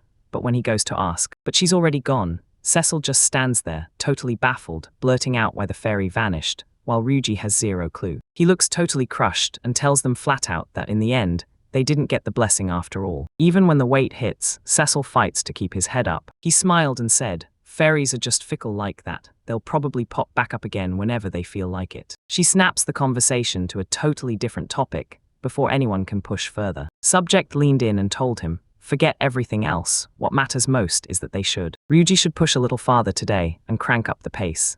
He sounds genuinely shaken by how suddenly everything's going at full speed. But Cecil bursts in and says, "Keep heading right up to bedtime, and we'll claw back all that lost time fast." He starts spiraling over their supplies and demands to know, will they really have enough potions to survive to the end? For now, the tale snaps back to Gregon, a quiet little town where neat rows of wooden houses line the streets. She slunk through the streets, completely dazed, and couldn't stop asking herself what could have happened to her home. With tears spilling down her face, she whimpers as she scans the town, barely able to get the words out, stunned by the fact that everyone here is breaking and suffering. She stands dead center in the square, shaking her head like it's impossible to believe. Then she looks around and sees people strewn across the ground, collapsed cold all over. So she floors it and runs at full speed, chanting to herself that she has to hurry, she can't miss the guild. She clenches her sword and declares that saving everyone is down to one last move. Nothing else will work. Now THAT's the potion. Back in the present, Ryuji is getting slammed by the pace, panting as he asks if they seriously have to keep sprinting through this forest. He glances at his clothes and winces. Travel grime has slammed into them, so hard he can't believe how filthy they've gotten. 3 days have already passed since they plunged into the woods toward Geneva, and Cecil is still buzzing with energy. Ryuji snaps to the truth. Those potions aren't just helping, they're boosting their speed so hard they're flying past the plan. But here's the catch, this whole forest is crawling with monsters at every single corner. And that finally cracks it for Ryuji. Thomas wasn't bluffing, because only Cecil can take on this brutal road. He's replaying yesterday in his head, the moment that savage pig monster slammed into him, and now he's just standing there, breath caught in his throat, because he can't stop thinking about it. He's done with this forest, he wants out. Back at his parents' place, he brings up that he's got plenty of. He grabs a pile of clean clothes to change into, then turns to Anya and asks her to toss his stuff in the washer. And then he freezes dead in his tracks when he finally spots what's happening in the laundry room. Anya stands over the machine in a nurse outfit, grinning as she insists, "We can still make it." Ryuji's face explodes into a bright red as he yells her name, then demands to know why she's dressed like that. While Anya fumbles through her flustered explanation, she insists she just wanted to do the laundry, because the day was finally perfect. Anya blurts out that she's totally out of Cly, completely wiped clean. She grabbed a set of clean clothes to change into, but when she found nothing, she scanned the clinic's examination room and spotted a white nurse's tunic shoved in the back, so she slipped it on anyway.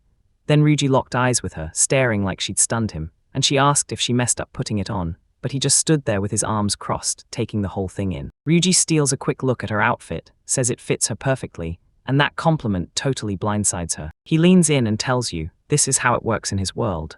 The moment someone wears that specific gear is what people call them, angels, and the second Anya hears that word, her jaw just drops. These angels in flowing white robes grin at you, and just like that they erase your pain, the ultimate healers through sheer joy. And it basically reveals that top-tier doctors burn through mountains of angels just to climb into fame and fortune.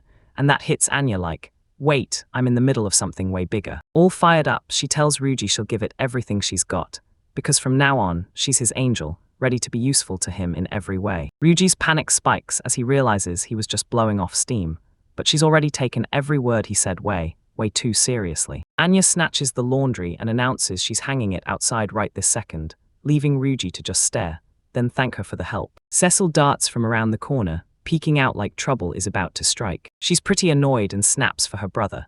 Then Ryuji spins around and hits her with that laid-back morning greeting like he's done it a million times. Everything's perfectly normal, for now. Cecil is pouting and grumbling that he only crowned her sister with the angel title.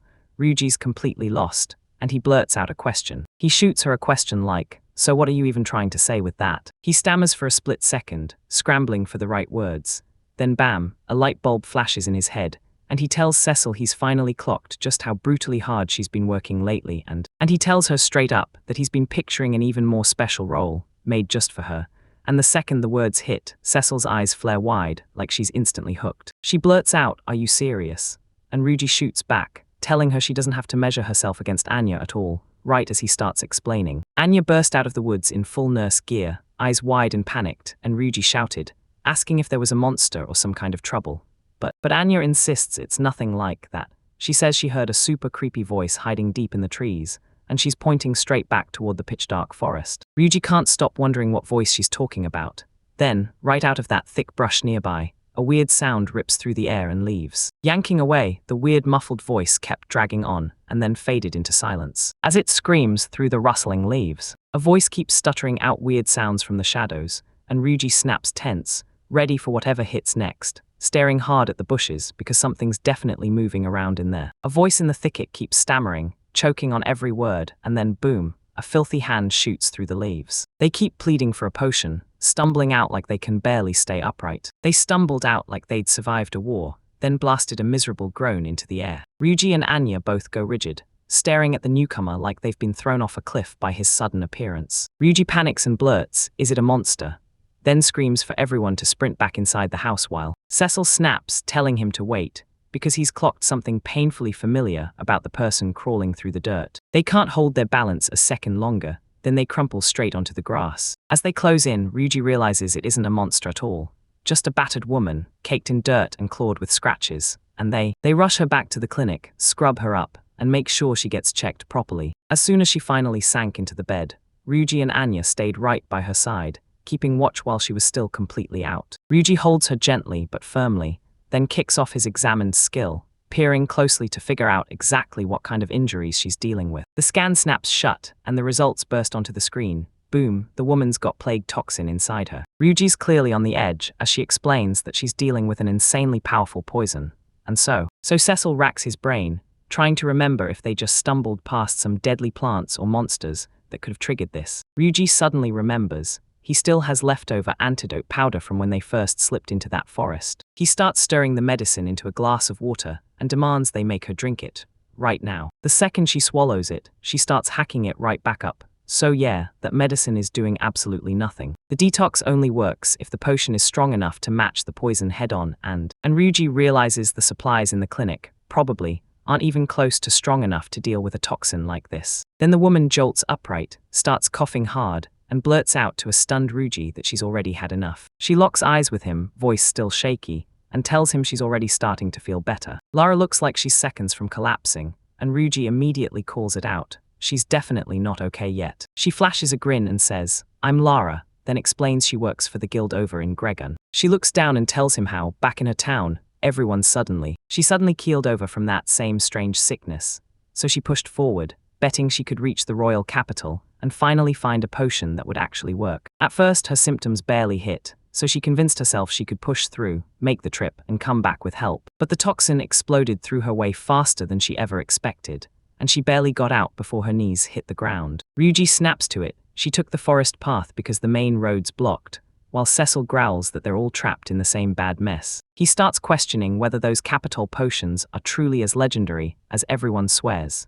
Then it finally clicks in his head. This capital isn't just a place, it's where all the best ingredients are stored. Ryuji looks totally wrecked as he admits he's got 0 of those high-tier supplies on him to fix this. Ryuji's worn out after ranting about how he's got no supplies, and Cecil just stares at him like, "What are you even talking about?" She points out that they're standing smack in the middle of the forest, and his brain suddenly jolts, like, wait, did he just miss something? Cecil tells Ryuji that this forest is packed with ingredients far better than anywhere normal, and Ryuji just can't wrap his head around how he never knew that. She lays it all out. Monsters chomp the grass, and the plants thrive by gulping nutrients soaked up from the strongest creatures. That's why only the finest plants thrive here. Just like the magical pollen those fairies were hunting the other day. Cecil beams like she's on top of the world, bragging that her cycle's on a whole other level than some plain grassland, and Ryuji's hype suddenly spikes when he finally clicks that if scary monsters are lurking around, then you already know what that means. They're coming. You can bet he's about to dig up some seriously high-grade stuff. He bursts into wild laughter like he just hit the jackpot,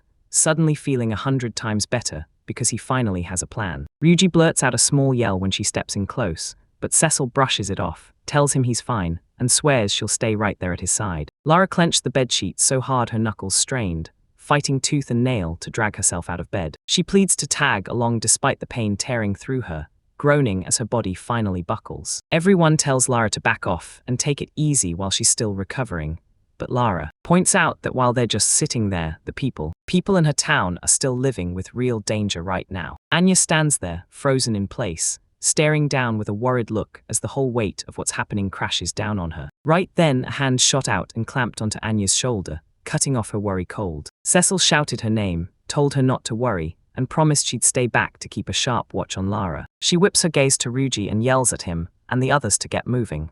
Now, rush out and grab the materials before time runs out. Ryuji turns to go, then whips around, thanking her with a stunned look, and blurts, "So you're real. So she's really going to be okay all by herself." Cecil's face turns dead serious when she tells him, "Leave it to me," fully locked in, while Anya just stands there in her brand new nurse outfit, all grit and determination, swearing she'll do her absolute best to act like an angel and make the uniform proud.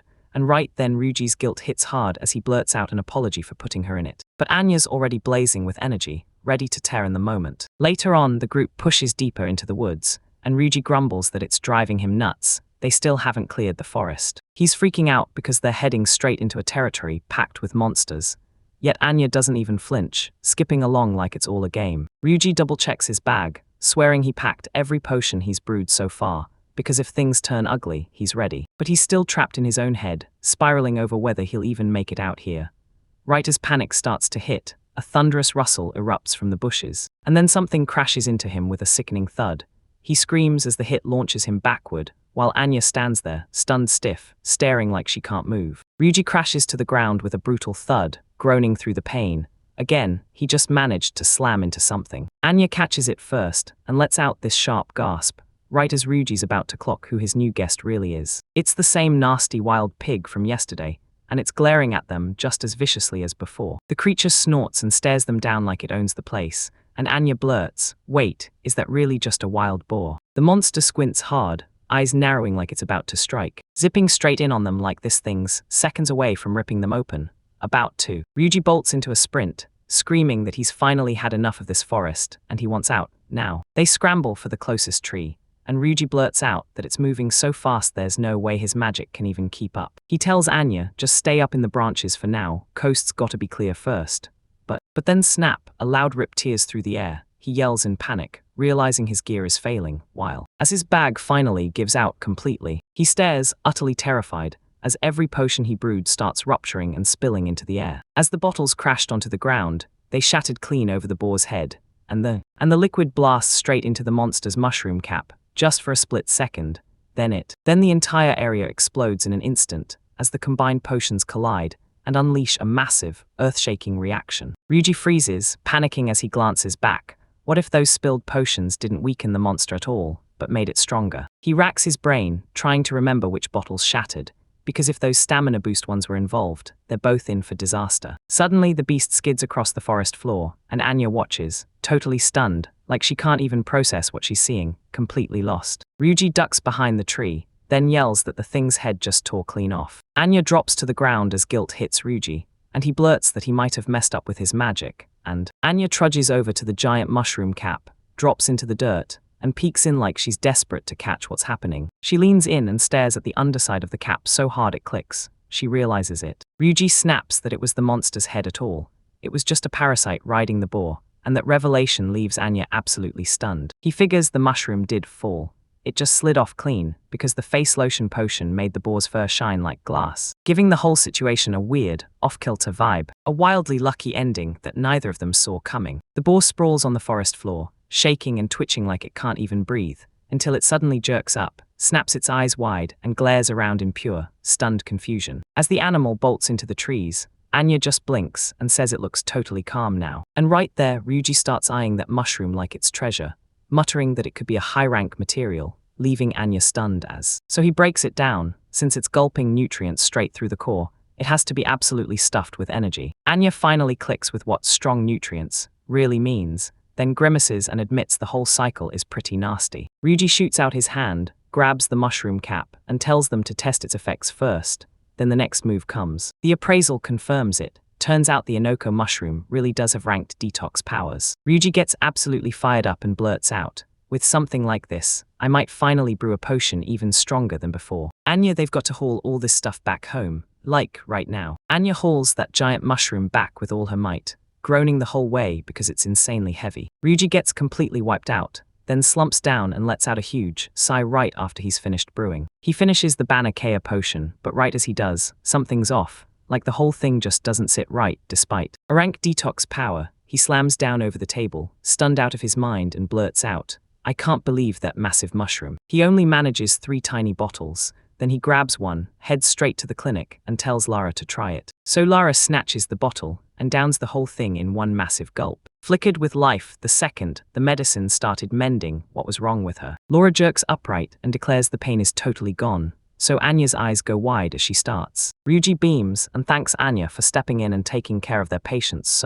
and she just turns beet red, blurts that she's happy, and suddenly you realize she might actually be a real help. Ryuji keeps smiling at everyone, and she pouts hard, demanding a reward for her help too. He pats her on the head and thanks her for all the hard work she's been putting in. Then Lara strides over, looking like she's about to call her out. Dead serious, then she yanks Ryuji's hands and screams his name, and it completely whacks him off balance as he scrambles to understand what's happening. She locks eyes with him and pleads, truly begs for him to help save her city. Panic flares and he tells her to calm down fast, because she's holding his hands way too close. But Lara doesn't stop there. She leans in and tells him, "Save my home and you can have all of me you want," and that promise. Ryuji's head was spinning. He couldn't shake the fear that the poison wasn't truly cured, and was still frying her brain. So he blurts out that she doesn't need to go that hard, or make some extreme vow, just to get his help. Ryuji jumps into planning the trip, and he says they need to track down a carriage the moment they finally get through that endless bottleneck, whatever's blocking them from the start. He can't waste a second. If the folks back in town don't refill their energy fast, everything's going to spiral downhill fast. Ryuji flashes a grin at the group, sounding totally sure of himself, and tells them that if things go south, they're all toast anyway, so he rallies the whole crew, pumping them up and telling them they've all got to. Everyone in Grigun bands together for the people.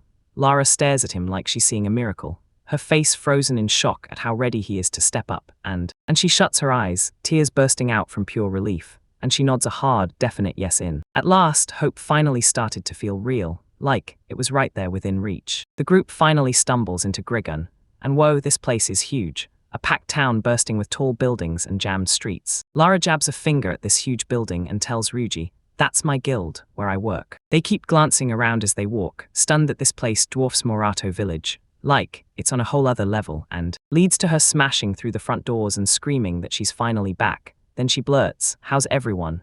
looking totally frantic as she spots a man who looks exactly like the guild master. He's cranked up with stress, panicking that everything's spiraled worse.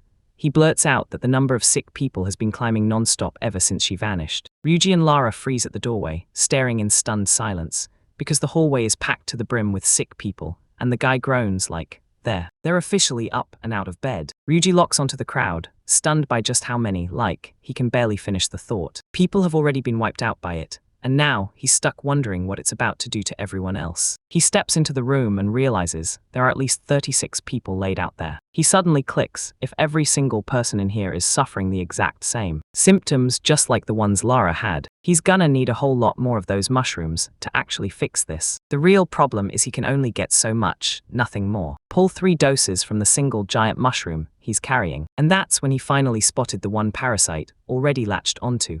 By pure luck, a wild boar makes it through, while Ryuji stays silent, feeling that pressure bearing down on him. He stands in the doorway, scans every patient, and wonders, can he really brew enough potions to keep them all alive? He tightens his grip on his gear, heart pounding as he wonders, can he really pull this off? Looking back, Cecil tells the whole story of how they slipped into the forest, cutting a path from Morado village straight to the guild headquarters. Their one mission never changed: get to the guild base right here in Grigun, no matter what. Lara lets out a breath, because they finally made it after Ryuji hauled her out of the woods when she started collapsing. Ryuji and Anya huddle over the local map together, trying to find their footing in Grigun. Ryuji's blazing a home base as the guild building sits on the left, and somehow he's conjured the Sado clinic right beside it. The second he stepped inside, it was like teleporting into his family's hospital back home, packed with cutting-edge tech and row after row of beds. Ryuji wipes the sweat off his face, tells them they've shoved the most critical patients into the clinic for now, and then he cuts in. That's just the start. Back at the guild hall, dozens more bodies are sprawled across the floor, coughing hard, barely hanging on. He says he ran a few tests on the new arrivals, and every single one of them turns out to be everyone chasing the exact same prize Lara already grabbed. Ryuji cuts straight to it, plague venoms ravaging the entire town. He looks down and dread hits like a punch, feeling the weight of it all in his chest. The pressure hits, and he grins like he knows the exact ingredients for the medicine, but tracking them down is the real part that'll break. Cecil wears a look of real worry as she stares into the unknown, wondering if they can actually track down rare supplies like that anywhere at all. No one gets out of here that easily. They both freeze in silence as the patient in the next bed writhes and screams in agony. That clock is absolutely ticking, right down to the last second. Ryuji rips the doubt off his shoulders and tells himself there's no time to overthink it right now, because the moment keeps getting heavier and heavier. He looks dead serious, locked in tight, and he says he's got to do whatever it takes to help. The whole crew stays huddled outside the clinic. Then Ryuji steps forward and snaps, with things this bad he and Cecil are about to blow out. Right now, they're heading out straight into the forest, hunting the rare ingredients they need, while as he tells Anya and Lara to team up and keep a sharp watch on the town. The townspeople are already scrambling, and Laura steps in, telling them she's got it. Everyone's fired up. Before you know it, they're all yelling that they'll save the town together. Tanya pushes her way back inside and snaps at Lyra that they've got to start right now, right into the moment where Lara looks a little lost as she asks what they can actually do on their own, and Anya just shrugs and says, "Leave it to me." Anya shows her the supplies, says they've still got 2 bottles of the antidote left. Ryuji finished the rest yesterday. And she reveals he didn't stop there. He even raided hospital supplies to cook up more of that powder medicine Lara had taken. Anya studies the supplies and tells everyone, dilute the mixture with water first, then we hand it out so it lasts even longer, saying, yeah, it's only temporary, but it'll still help everyone breathe easier and feel a whole lot better. Anya snaps her head toward Lara and demands she change into something way more appropriate, then storms off, leaving Lara standing there. Lyra was completely lost, like her brain couldn't even catch up. Lara lays eyes on the new outfit and just stares, stunned like she can't believe what she's seeing. Her eyes drilled into him, demanding to know what she was even supposed to do with this. Right after that, boom, they're both wearing nurse uniforms, and you grab. She snatches the medicine, declares it's go time, and Lara lags right behind her like she's being pulled along. The story dives so far in, it feels like you've stepped into the dark. He pushes deep into a forest, so dense the trees choke the sky, and the sunlight barely manages to squeeze through, like it can't make it past the dark. Ryuji tears through the bushes, hunting like his life depends on it, telling Cecil that he's pretty sure the place they're hunting is right around here. Cecil blurts out where that pig bolted to, and Ryuji snaps back fast at the anime. Turns out the animal isn't just any beast, it's a boar. Ryuji blurts out that he saw the creature slip deeper into the woods, past that one tree, and then he goes on to, while admitting they don't know what became of it after that, because the moment they tried to follow, it vanished and their trail went cold. Ryuji trudges through the thick woods, looking completely drained, then he lets out a tired sigh, like whatever they're hunting sure as hell isn't going to show up without a fight. But the second he says that, a massive boar rockets out of nowhere, crashes into him like a wrecking ball, and blasts him soaring through the air. Ryuji slams to the ground and groans through the pain, then snaps his eyes up, and there it is again, the exact same boar they ran into yesterday. Ryuji isn't mad at all. He looks downright relieved, and he tells the creature, "I'm just happy you're okay after what happened last time." He scoots in close, shoots a conversation starter, and asks the boar if it remembers that mushroom spot they hit together the day before. The boar just glares at Ryuji, dead silent, like it's daring him to blink. Ryuji gets this horrible, sinking feeling as the silence drags on, and he can't stop himself from wondering what's really going on. Before he can even react, the boar clamps down on his hood and yanks him backward. He panics and blurts, "Wait." Cecil stands frozen on the sidelines, completely shell-shocked, shouting his name in panic as the boar. Ryuji burrowed deeper into the forest, and before long, he was gone from sight. Bursting out of the woods, he steps into the open as the sun blazes over the main guild building back in town. Anya finally squeezes out a breath, totally wiped out, drenched in sweat after grinding non-stop. She whips her eyes to Lara, taking in the room packed with patients. Only now everyone's finally received the treatment, and the whole place feels like it can breathe again. Thomas sits there with a cloth pressed to his face, telling the girls, "That stuff is straight up incredible," and he's already feeling way better. But Lara clamps down on him fast. She won't let him run wild ahead of himself. She tells him to his face that he still hasn't fully recovered. She demands he stay right where he is. So set it all aside and wait until Ryuji's medicine finally shows up. Thomas stands there looking awkward as sweat pours down his face. Pushing the point that even this much help should be enough, he starts to talk, then gets cut off when the second he calls Lara by name, he quizzically snaps, asking if she went and pushed it too far again, making her jolt like she got caught. She actually went for it, pushing through the whole forest solo, no backup, no safety net. And even though she used to be a knight, acting like that is just wildly reckless, way too dangerous for anyone. They're trying to sit through the lecture, but Thomas won't stop. He keeps firing questions at her, demanding to know why she never listens when he blurts out everything to her. Thomas keeps hammering Lara, snarling that if she wants to stay on the job at the guild, she's got to start making way calmer choices instead of acting on impulse. Lara looks wrecked, drenched in sweat and running on fumes, and when she tries to explain that this town's the only place that ever took her in after everything, she hung up her knight's armor and wound up on the streets, eyes brimming like she's one breath away from breaking down, swearing she only wanted to finally be useful to them. Ryuji just stares at her, murmuring her name under his breath, while Anya freezes on the spot, her face loaded with worry over everything going down. Suddenly, Andrea snaps upright in his bed like he just heard something terrifying. Collapsed onto the bed like a wreck, he jabs at Lara with a furious question, asking if she's somehow an idiot. He panics and shouts at him, demanding to know if he's even healthy enough to sit up and move around like that. He's totally shrouded in darkness, and his misery screams off him.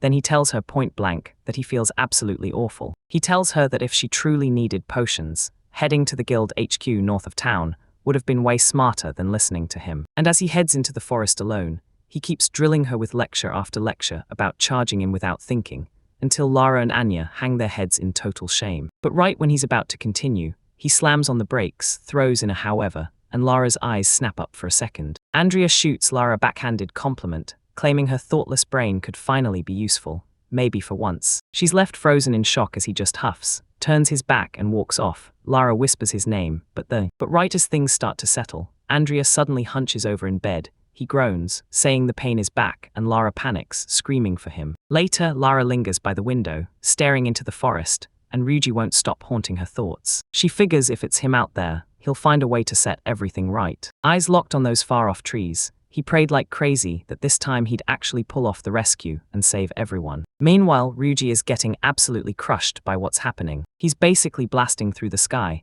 smashing straight through wreckage like a rag doll with zero control. He slams into the ground with a brutal thud and yells so hard his shout cuts off mid-scream. Surprise hits him like a thunderclap, knocking the breath clean out of his body. As he crawls on his hands and knees, groaning in pain, a voice crackles from the bushes asking if he's okay. Ryuji hears that voice, snaps his head up, and his eyes go wide the second he spots who's standing right there. Ryuji and Cecil just found themselves face to face with a brutal wall of boars, and he's absolutely stunned by just how many there were. He leans in for a closer look, and his stomach drops, because every single one of those boars has a massive mushroom sprouting right out of its head. Ryuji lunges for a potion to get answers, then bam, something slams him mid-pull. He slams the attack into him before he can even move. He hits the ground hard, groaning in pain. Before he even manages to stand back up, he gets hit with. It gets bumped again, yelps in agony and blurts, "What's happening?" He plops down in the dirt, glances at this tiny board standing there like it's nothing, and just can't wrap his head around why it's messing with him. As the tiny kid sniffs around, Cecil suddenly clocks what's going on and blurts out that she remembers something. She starts telling him how it all kicked off back when that girl shoved into him yesterday.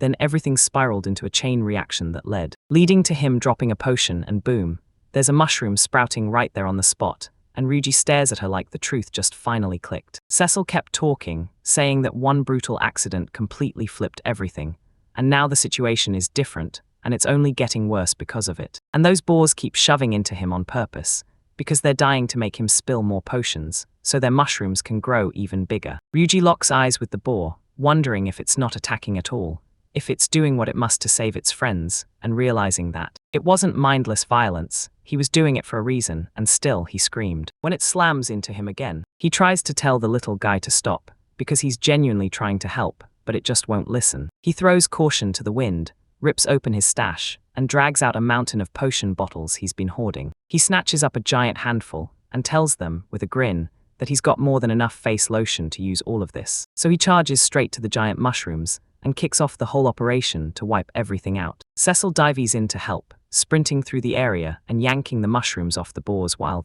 after the cure, the animals finally break their silence, standing there glowing bright, healthy and grinning like they've got their life back. Ryuji squeezes in a second of breath, looking completely wrecked from everything he's taken. Every last bit of backbreaking manual labor, and staring at the literal mountain of mushroom caps they piled up, he muttered, "Yeah, this has got to be more than enough." Ryuji stares at that gigantic mountain of mushrooms, and it hits him.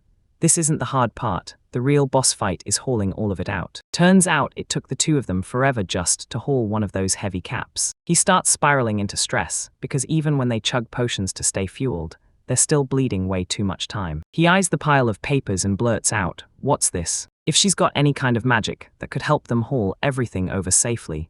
But Cecil tells him her black magic is strictly for fighting, so she can't really lend a hand with the heavy lifting. Ryuji snaps out of it, standing there as just burning daylight, and he's overthinking everything so he tells her, "Let's start hauling it, piece by piece, right now and get the potion brewing." Cecil nods and the two of them drop to their knees to snatch another giant mushroom cap. Grunting the whole way, they drag that monstrous weight across the forest floor, inching through the pile piece by piece. While they're busy working, something lurks in the deep dark bushes, watching every move with eyes that glow like fire. Out of the thick trees and tangled bushes nearby, something suddenly exploded into view. Ryuji recoils in shock as a furious voice screams, "We finally found you." He finally clocks it's just Garnet standing there, staring him down. She beams with pride as she declares, "I'm back." Ryuji's still completely baffled, and he blurts out, "Why did you show up here at all?" Garnet whips through the air in her fairy form, circling him like a spark in flight, admitting she actually blanked and didn't give him her blessing the other day.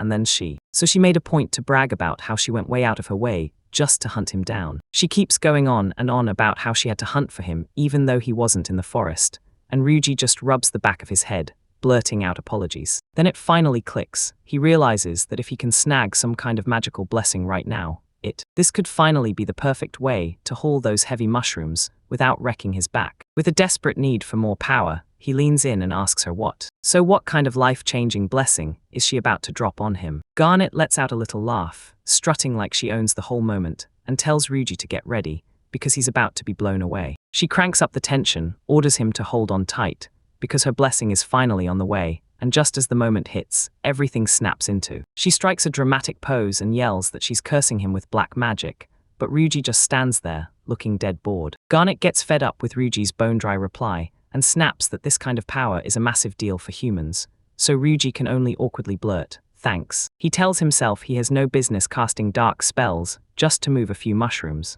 but he decides it's worth having it, just in case, because you never know when it'll save the day later. So he urges her to go for it, and Garnet shoots back, "Stay right there," while she scrambles to get everything ready. She rockets straight into his face, invades his personal space, and kicks off the ritual with a burst of sparkles. Garnet screams like she just clocked a disaster, or like she's burning with embarrassment for bolting out like that. Ruddy stood there, completely frozen in stunned silence. Pure, jaw-dropping shock hits him as a notification flashes, confirming he just officially unlocked a brand new skill. A blinding flash detonates across his screen, and right on cue a notification pops up. He finally cracked it and unlocked the storage skill for his warehouse magic. He just stands there, totally lost, trying to force his brain to understand what warehouse magic even is. He whips around to demand what's going on with this weird power, but Garnet is already blasting off in the air, fretting that she somehow screwed everything up. That tiny fairy just shoots him this painfully awkward, silent smile, like she's desperately trying to cover up the fact that she's freaking out. Before he can even breathe out another word, she blurts out her goodbyes and rockets off into the distance,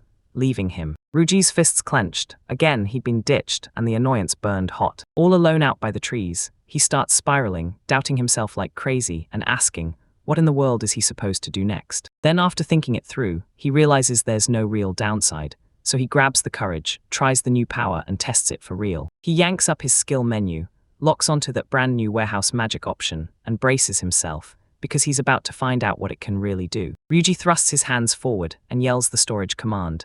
Then, boom, wild energy erupts out of him like it's been waiting to explode. Right in front of him, a massive grid of black cubes erupts into existence, carving out his brand new inventory space. Ryuji's eyes fly wide the moment the magic finally kicks in. He can't even process how blindingly bright a glowing light spills over him as he watches every mushroom get yanked straight into that bizarre digital grid. He heads into the guild hall, and right away things look bleak, because inside, people are crumpled on the floor, and the staff snaps that the symptoms have already started to creep in. Lara finally showed up again, and the stress on her face screamed it. She admitted they were completely out of every last bit of medicine they could possibly use. Right then, bam, a massive flash of light erupts across the room, and it cuts off the sentence. Snatches everyone by surprise, leaving this. Just as Ryuji and Cecil finally shove through the door, the staff bursts out yelling their names. Both of them look totally wrecked from the whole trip. Ryuji doesn't even breathe. He slams down the plan and tells them he's starting the medicine right this second. But the girl watching him looks totally lost and blurts out, "Where are you even hiding the ingredients? Your hands are empty." He just shoots his hand up, fires his storage magic, and barks the command to rip every last item straight out of his inventory. Everyone's left completely stunned by the towering mountain of ingredients stacked outside the building, and then someone blurts out, "Just how much did you even manage to cram in here?" Ryuji breaks it down. His new power is basically a cheat code for storage, compressing mountains of stuff into a tiny digital grid, so he can carry it all and yank everything back out the moment he needs it. Anya bursts into laughter, calling out how the fairy's tiny blunder with the magic somehow turned into the best possible outcome, right at the perfect moment. Ryuji just shoots a sheepish grin, cracks a joke that the fairy might have been jealous, and that's where it all could have gone. And she started craving a power like that for herself, the kind that would make her feel unstoppable. He snaps back into full seriousness and tells Anya, I'm about to start turning these mushrooms into potions right now, so she has to rally the rest of the crew and get everyone in town their medicine.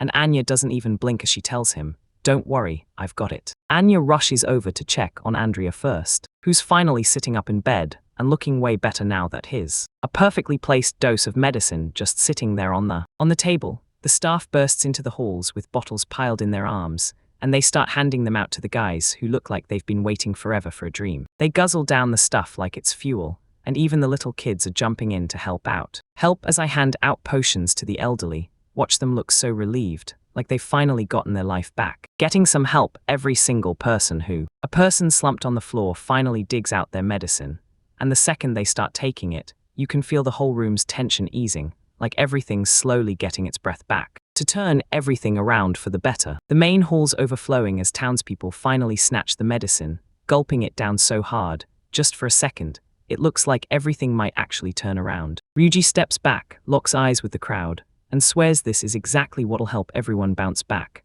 while Anya stays right at his side as he goes on to tell. He fires off one last set of instructions.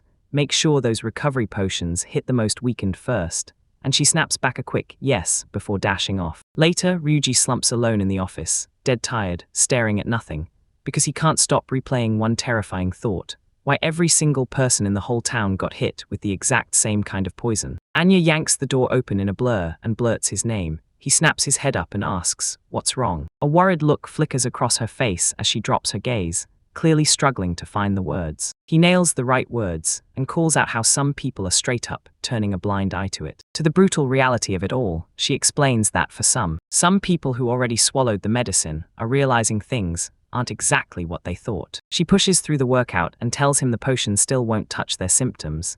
They've been getting worse, not better. Ryuji's jaw drops in total shock, but when Anya shows him one of the patients, a poor elf girl writhing in agony, Anya practically begs him to come over and examine her right now. Outside, the clinic stays dead silent in the dark, but inside, everything spirals into a mess way bigger than they ever imagined. Ryuji stares down at the sick elf girl and declares, "It has to be you," then he falls silent for a beat. He's freaking out, demanding an answer, because he can't wrap his head around how she's still sick, even after she took and wonders if she's the only one here rocking a totally different disease. Then he decides to step in and check her. With his exam skill, he summons the display. Emilia's name flashes. The plague is her first condition, and the second slot just screams mystery. Ryuji first figures it's the same illness again, but then a gut twist hits. Something bigger is hiding underneath it all. Anya watches him wrestle with his thoughts and blurts that he might crack it open only if he touches the patient directly. Ryuji's eyes widen in pure surprise. And, as he leans in closer, he can't help but wonder if she's even breathing as her condition comes into clearer view. Things turn awkward in a heartbeat. Emilia says he took them off for her himself, and Ryuji's jaw drops because he can't believe any of it just happened. He completely snaps, turns blazing red, throws both hands over his face and screams, "Sorry," again and again like he can't stop. Still, that exam window hung wide open. Ryuji is so painfully embarrassed that he can't even focus on the results right now. Then boom, everything snaps to life with this wild, spinning, star-shaped flash that feels like it rips through the dark, and Ryuji just freezes, staring at it in total disbelief at what's happening right in front of him. Back at the Sado clinic, that morning sun finally climbs over the building and spills warm light across everything. Ryuji rubs his eyes and yawns so hard he looks like he's one more second away from collapsing. He replays the whole night he spent trying to save Emilia, then he glances at her status window, and there it is. The plague is still there, and now she's drowning in confusion too. He throws his hands over his face, trying to make sense of what on earth could have sparked that brand new status to pop up. Then Anya bursts in and declares breakfast is ready,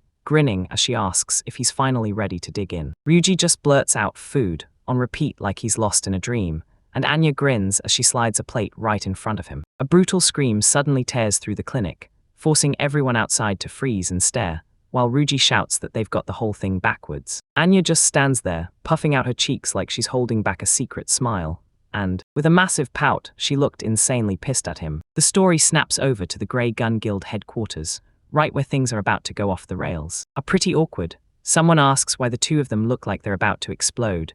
Then Ryuji just slumps there with his head in his hands, while Anya sulks in the corner. She tells Ryuji she managed to talk to Emilia while he was knocked out, and when he finally snaps back, he's stunned, because he can't believe they actually spoke. She snaps into a serious expression, and launches into how she finally cracked the real reason every last person in this town ended up poisoned. Turns out it all comes down to one brutal detail. They'd been drinking straight from that river. Ryuji stares at the river like it's blowing his mind, and Lara nods along, saying most people just stay on well water. Everything ignited the moment. A rumor tore through town like wildfire. In town, he swore the river water was packed with holy power, and that's why. And because of that, every single person, everyone started going out of their way to gulp it down as fast and as much as they possibly could. Lara says Emilia was even using the river water to cook and do her laundry, and that's exactly why she's in that condition, while Ryuji just stares there, completely blown away. Lara points out that because Emilia is so deeply religious, it totally tracks. She'd be the first to buy into a wild story like that. Andrea tells it like it is.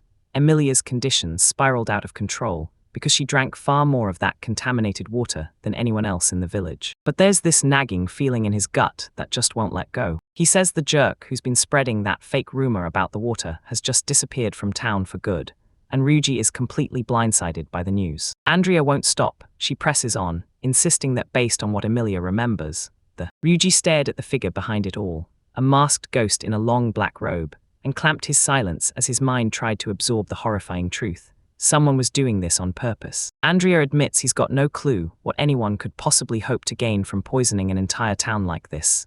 Yet, right now they've got one mission: pinpoint the exact source of that poison, no excuses. They stare at the map, lock in on the clues, and now they're convinced the source is lurking way farther upstream. With everything on the line, they knew they had to send Lara to sniff out trouble in the upper river area. She's the former knight who knows exactly what to look for. He's convinced they're tossing her out there by herself. Then he snaps out, yelling, "Wait, are you really the one who's going?" Andrea looked like stress was choking the life out of her. He straight up admits he's terrified of sending Lara out on this mission alone. He'd totally go with her if he could, but right now, he's still nowhere near full strength after everything that went down. Ryuji just stands there, wrestling with it in his head. Then Cecil stares at him, eyes blazing like she's already decided, and so Ryuji jumps at the chance to volunteer, but Cecil barges in first, shouts that she's coming with them, and takes control of the situation. She looks razor-focused, then tells Lara, "Don't worry, I can use my magic to back you up while we're out there." Then she whips around to Ryuji and asks if he's coming,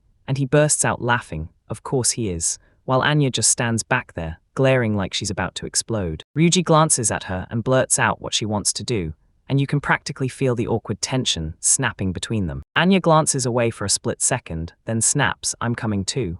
Ryuji can't miss it, she's still fuming at him. Then Lara fires up the group's plan, boots them into motion, and promises they'll ride upstream on horseback to cut the travel time. She's locked in, eyes sharp, and she orders everyone to stay sharp, because they're finally stepping out to track down the source of the poison. Ryuji's jaw practically drops. He can't believe it when he realizes Lara used to be a knight, and it's seriously the coolest thing ever. Lara jumps straight into it, firing off a question to everyone. "So how do you feel about riding horses?" Anya and Cecil waste no time chiming in, both admitting they've already got some experience. Cecil flashes a smile and swears she's totally fine with it, but Ryuji just stands there, totally frozen, like he has no idea what's happening. He starts sweating like crazy, and finally blurts out the truth. He's never ridden a horse a day in his life. Lara just grins and tells him not to freak out. Most everyone's dealing with the same mess, and it turns out the only real oddballs here are Cecil and Anya. She pauses for half a heartbeat, weighing every move, then decides exactly what to do. And then she blurts out that Ryuji should just hop on the back of Anya's horse. Both of them stare in shock like, "Wait, did you really just say that?" Lara blurts out that with all this heavy armor weighing her down, she can't possibly carry a second person, and Cecil is so tiny he'd throw the whole balance off if he tried to ride with her. So she wraps it up with this. Since Anya's a beastman, she's built strong enough to carry his weight without breaking a sweat. Lara wraps up the plan fast, because Anya is a straight-up beast. Beastman, she's built like a powerhouse, strong enough to haul Ryuji right up onto the same horse. Ryuji rubs the back of his head, then lets out an awkward, "Sure, I'll take you up on that." Anya doesn't even argue, she just glances aside and says, "Got it," like she fully understands. Right before they move out, Anya grabs Ryuji's attention and tells him to hold on tight to her, because this start is already intense, and Ryuji can tell she's still keeping him at arm's length, and deep down he knows it's mostly because he messed up. He flicks his eyes over and sees Lara flash him a huge thumbs up and a wink, and it hits him. She wasn't messing with him at all, she was trying to help. As they set off, Ryuji can't stop thinking, he just really hopes they'll finally bury the hatchet, shake it off, and come back even cooler than before. The ride hits harder than he ever expected, his stomach drops as he starts. He's panicking like crazy, because the horse is trembling hard, and he's terrified he's about to fall off and die. The horse suddenly jerks, and Ryuji yells as he starts to tip out of balance. So, it snaps its arm out on instinct, and he snatches the first thing he can grab and clamps down hard, clinging tight so he doesn't slip. Clamps down hard on Anya's waist. He's just trying to stay alive, and it turns the whole ride into pure awkward chaos. Anya starts screaming at Ryuji to back off, because he's basically clinging to her like she's his next move, grabbing her from behind as they rip through the ride. She tries to lock in on the road, but blurts that he's clinging to her way too tight, so tight she can't even steer the horse. Ryuji doesn't even think about the details. He just blurts out that he's way too terrified to let go right now. While that horse keeps thunder sprinting down the path, everyone just stands there, hearing Ryuji completely snap. Lara hangs back in the shadows and realizes her plan to set them up totally detonated, while Cecil scrambles to shout at him. Just then the horse reared up out of nowhere, went totally feral and started thrashing, flinging everything. Everything explodes into a total mess, like it's all gone off the rails. Ryuji's grip slips, then he gets launched, spinning through the air like he's been thrown. Let out a brutal yell and drops straight toward the ground, until he crashes headfirst into a massive rock planted right beside the trail. Sent the whole place shaking with a brutal thud. He slumped over that boulder, staring like his whole soul's about to float right out of his mouth. Anya panics and barrels over to him, screaming his name like, "Hey, are you even alive?" Anya's eyes sink as she hurries up to Ryuji and blurts out an apology. She's sorry she couldn't keep that horse under control. Ryuji snaps at her to stop, because it's not her fault at all, and then but he admits it was his fault all along. He was too scared to let go of her, and that's why everything crumbled for him, So he cracks a joke, maybe they made it upstream faster because of it, but Anya doesn't laugh even once. Ryuji whips his head around the pitch-black cave and blurts, "Wait, where the heck are we?" He confirms they've really made it upstream of the river, then stops dead, because something feels off. He drops to his knees at the water's edge and jabs a finger, saying the water looks way darker than anything creeping through the city's veins. He starts to wonder if the real source of the poison is lurking deeper inside the cave, waiting to be uncovered. Ryuji realizes what they're seeing, and both of them freeze on the spot, staring in stunned silence at what's right in front of them. Strange striped frogs carpeted the whole shallow water, stretching as far as the eye could see. A huge crowd of striped frogs is just sprawled in the shallow water, gulping down every bit of space they can, filling up the. And Ryuji leans in for a closer look, his mind racing as he wonders if they're really they're just ordinary frogs, until you notice those weird, star-shaped eyes staring back like something's off. He stands there with Anya, staring at the sheer swarm of them, and suddenly he starts to worry. Are these the things spreading it, unleashing every last drop of poison? Right then, Cecil and Lara burst into the cave at a sprint, Cecil shouting for her big brother as Ryuji freezes in shock as he realizes they've actually shown up. But Lara slams to a stop and stares at the creatures, then blurts out, "Are you the ones?" Turns out they're not just frogs, they're poison frogs. She leans in, studies it hard, and snaps that this species isn't supposed to be this toxic. Something is very, very wrong here. Cecil suddenly whips around, jabs a finger toward the back, and shouts for everyone to stop and look over there, because something is happening. Something enormous is slipping through the shadows right behind the small ones scatter, and then a giant glowing eye suddenly blinks into existence. Ryuji straight up snaps when a hulking frog with a strange crest crawls out, and it's way bigger than the others. Cecil tells Ryuji this is probably one of those special variants, and just like that, the realization hits. This isn't a small fight, it's about to get huge. Ever since the Demon Lord crashed into the world, his brutal dark power has been wreaking havoc non-stop, twisting everything in its path. And yep, those special variants are nothing more than a nasty side effect of all that energy he's been pouring in. That's how these insanely strong monsters are born, right from the start. It's all about evolving non-stop, devouring information until that finally becomes something huge. They'll suck up the dark power from every weaker monster they can hunt down, and that's exactly what explains the weird, strange star-shaped patterns glimmered in their eyes. Ryuji starts to panic, and the thought hits him hard.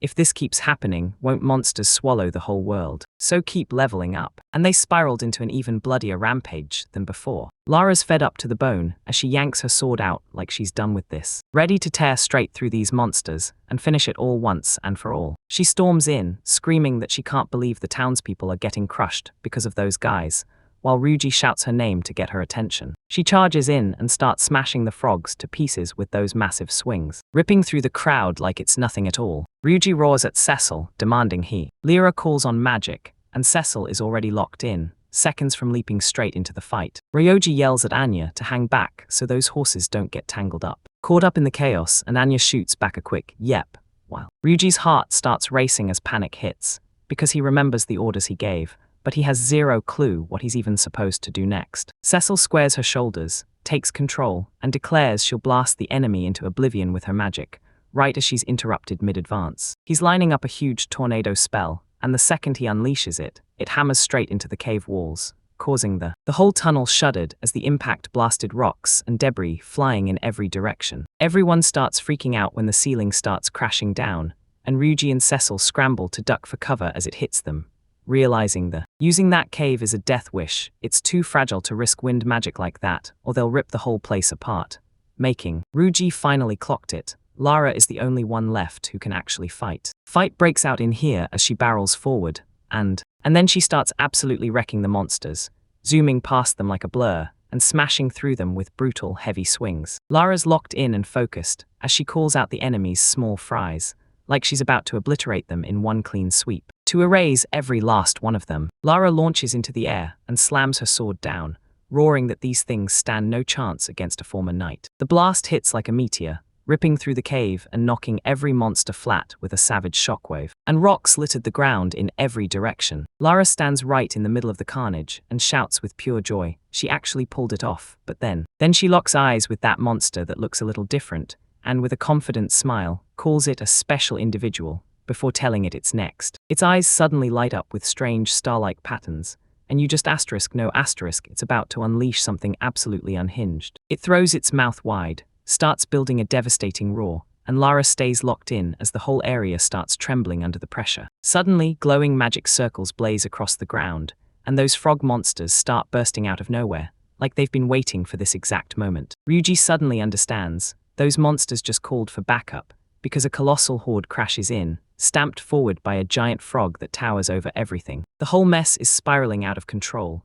Ryuji can't even figure out what to do next, because it feels like this nightmare will never end. One frog creeps way too close, and suddenly someone yells Ryuji's name, while he just freezes on the spot, stunned out of his mind. Ryuji screams at her to duck, as Lara suddenly lunges in front of the blast, blocking a massive hit. The monster hurls a massive burst of energy straight at them, blasting them mid-sentence as Lara took the full force of the right on her back. It lands like a monster hit. She gets blasted backward in a flash, and Ryuji just loses it, screaming her name at the top of his lungs. She slams into the ground with a brutal crash, totally wiped out by the sheer force of that attack. Ryuji shouts her name again, and as she lies there, he bursts forward, sprinting straight toward her as fast as he can. Lara groaned through the pain, and Ryuji snapped to it. The monster's final hit had poisoned her. Cecil stares ahead, totally panicked, while Ryuji freezes in place, trying to wrap his head around everything. He feels absolutely crushed, because he knows she got hurt like that only because she was trying to shield him. Ryuji snaps, so what am I even supposed to do now?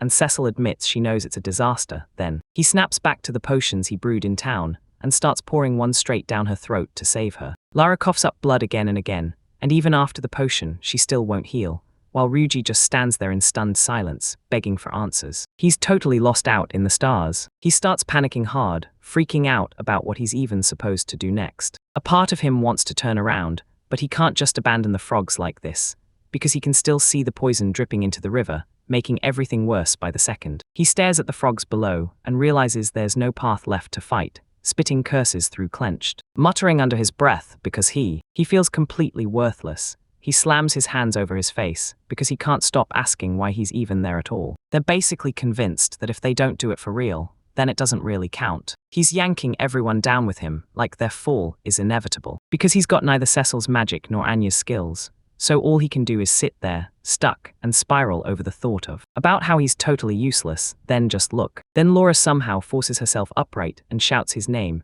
snapping him out of his trance. Ryuji blurts out her name, but Lara only lets out a tiny, half-hearted laugh, then taunts him by asking if she looks pathetic right now. She snaps that the guild master was dead right. She didn't keep her cool, and that's why she got poisoned in. Admitting that maybe she just isn't cut out for this kind of job, Ryuji lunges in to tell her she's wrong. But Lara won't stop. She keeps talking, insisting it's the truth, that he's got a massive weakness. They're basically tearing him apart, saying he's got zero combat skills, no magic at all, and he can't even handle a horse. She even needles him, bringing up how he totally ticked Anya off, then straight up calls him kind of pathetic today, and Ryuji just groans because he knows. She's right, but then her voice turns gentle, and she admits the truth.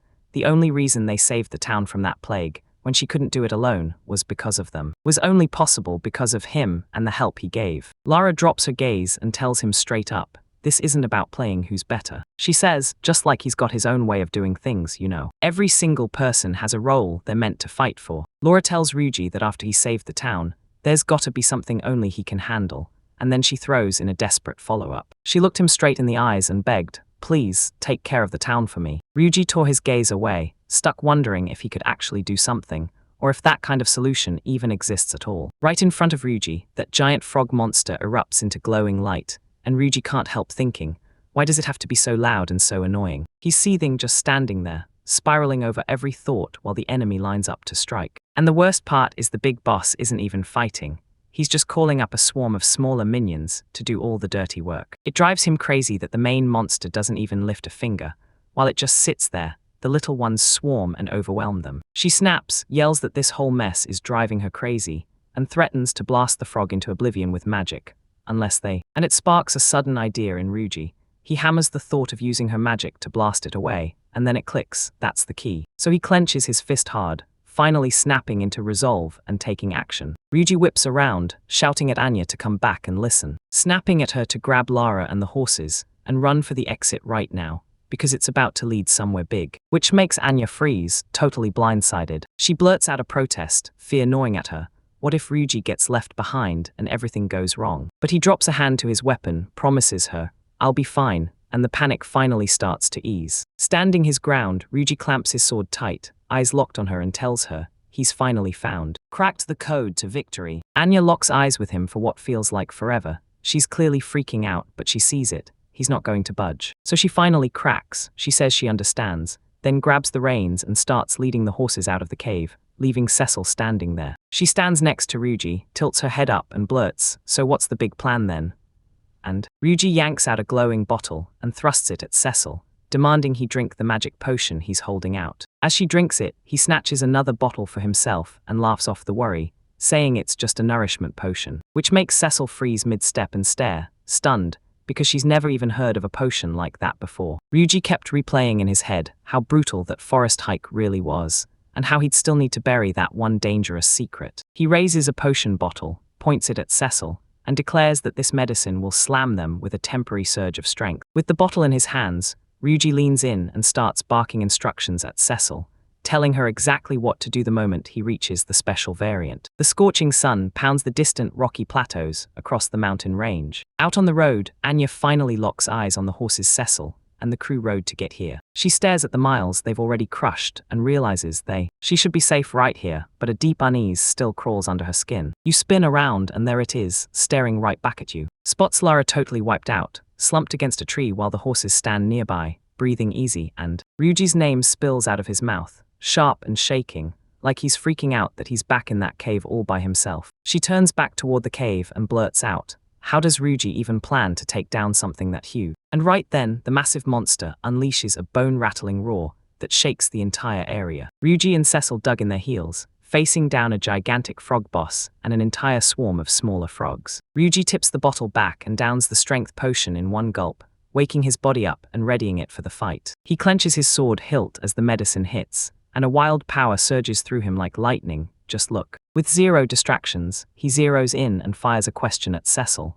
"Are you ready to back me up?" Cecil sprints forward, cranking up her magic and tells her big brother she's ready to go.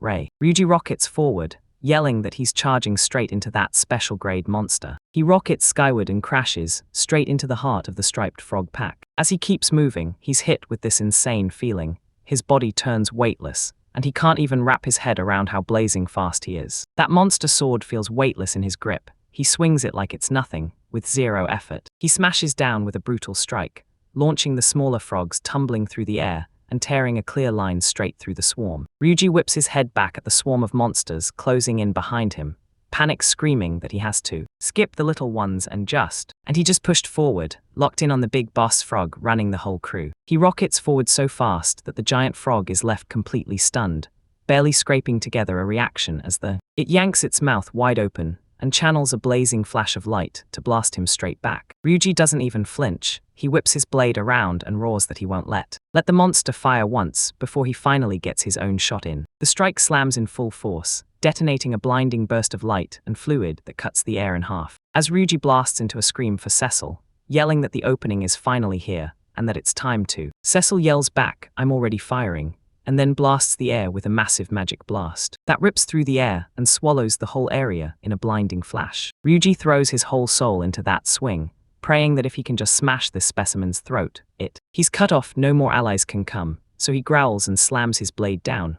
Cecil screamed for them to just blow the entire cave to hell and finish it. The whole place starts cracking, and rocks and dust explode into the air as the ceiling crashes down. Ryuji stares as the blast rips apart everything, yelling that this time it'll finally erase every last frog once and for all. He starts to loosen up, like maybe once everything's done, he can finally breathe. Once every last frog finally disappears, the river water will start to clear, then calm back down to normal. Cecil clocks that the chaos is finally cooling down, and points out that the wind is dying down at last. The dust finally settles, and there they stand, two silhouettes in the dead quiet. But the second Ryuji hears himself speak, his face flips into full-blown panic. He's saying, "This is really bad." Ryuji can barely hold it together when the blast slams in, and he blurts that it feels like he's seconds away from getting blasted clean out of existence. It's completely unhinged. He swears he never imagined Cecil's magic could get this intense. This power is unreal. As he gets flung through the air, he mutters that he's probably fine, like he didn't even need that potion in the first place. But now the stakes explode. He's yelling that the vital potion is fading fast, and the pain is crashing back in hard. His hands start trembling, and he can't hold his sword steady anymore. He blurts that he can't hold on. He can't believe this is really happening, as his sword suddenly slips right out of. Slipping from his grasp, he howls, twists for balance, and tumbles into the dark. He realizes far too late the cave floor is a cliff, and he's left completely terrified out of his mind. he spun through the air yelling that if he hit the full drop, he's definitely a goner. Then, out of nowhere, Cecil shouts his name from up above. Anya barrels forward on her horse, stopping right at the very edge. Left utterly speechless, eyes wide like the world just hit pause. Someone yells her name at the top of their lungs, and she freezes in total panic, eyes locked on whatever's ahead. As he tumbles, but Anya wastes zero time, then springs off. Ryoji lunges forward, groping at empty air like it might suddenly turn solid. And their hands finally clamped together with a grip that wouldn't let go. Anya locks eyes with him and warns, "This time, hold on tight or you're flying off." Ryuji grins right back at her and promises, "No doubt, he'll definitely up." Cecil stands on the cliff, laughing his head off and waving at them like they're the punchline. A blinding flash cracks the horizon, and Ryuji snaps, "We've got to get the clinic ready," because he's got to rush back and make sure Lara's okay the moment they're home. Ryuji kicks off his medical checkup. He leans in, grips the patient's hand tight, and watches his exam skills kick into high gear. Kicks the status window, and bam, it's the 7-day curse confirmed, leaving Ryuji staring in disbelief as a strange light suddenly flashes into existence. He spots a dark crest on his skin, and his mind races.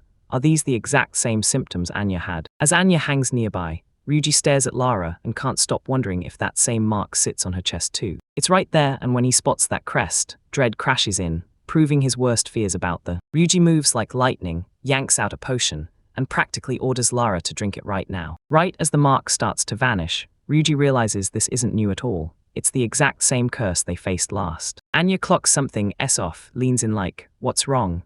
And he just bursts into laughter, brushing it all off like it's nothing. He figures there's no point in shocking her yet, so he clamps down on his thoughts for now, but that unique monster wouldn't leave his mind, because its crest matched perfectly, like the exact same mark was stamped into its body. Ryuji slams the final thought shut. I'm seriously praying this whole mess is nothing more than one wild, crazy coincidence. Far up in the mountains, a huge swarm of tiny monsters is crawling across the valley floor like it owns the place. Up in the shadows above, I'm watching them, and that mysterious grin is sending chills down my spine like the start of a warning. Horns sat there perfectly still, and the whole world went dead silent. She rips off her mask, stares at the ground, and wonders if her plan is already in ruins. But then she shrugs it off and tells him, "Relax, what I sent was just some low-level monster." She figures it did the job, because it hurled the humans straight into total, utter chaos. Still, she can't shake the gut feeling that something's off, especially when it comes to that one human. Realizing that not even the greatest royal alchemist could possibly brew a cure for an entire city,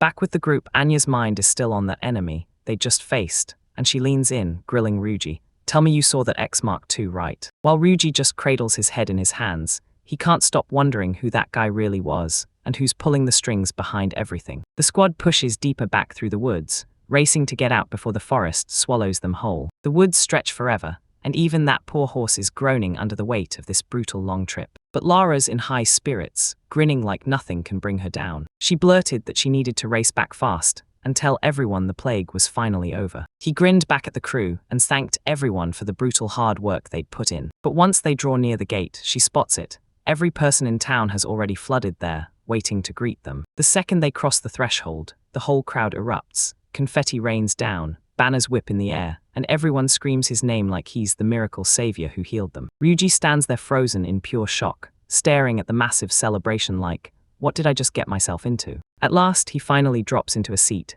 and lets out a huge sigh, drained by how brutal that whole scene was. Realizing he never truly thought he'd be treated like some legendary hero, just for doing his job. Lara is still radiating pure energy, and then she drops the bomb. Lala is insanely fired up about. We're throwing a massive party tonight. But on the couch, Anya and Cecil are totally. Anya declared she wasn't taking another step, like, not 1 inch, so the whole thing finally ended. Anya looks completely drained and says they should just slow down for the rest of the day, and Ryuji instantly agrees. Yeah, he's totally ready to take a breather. But he pauses, staring off into space, and finally admits it.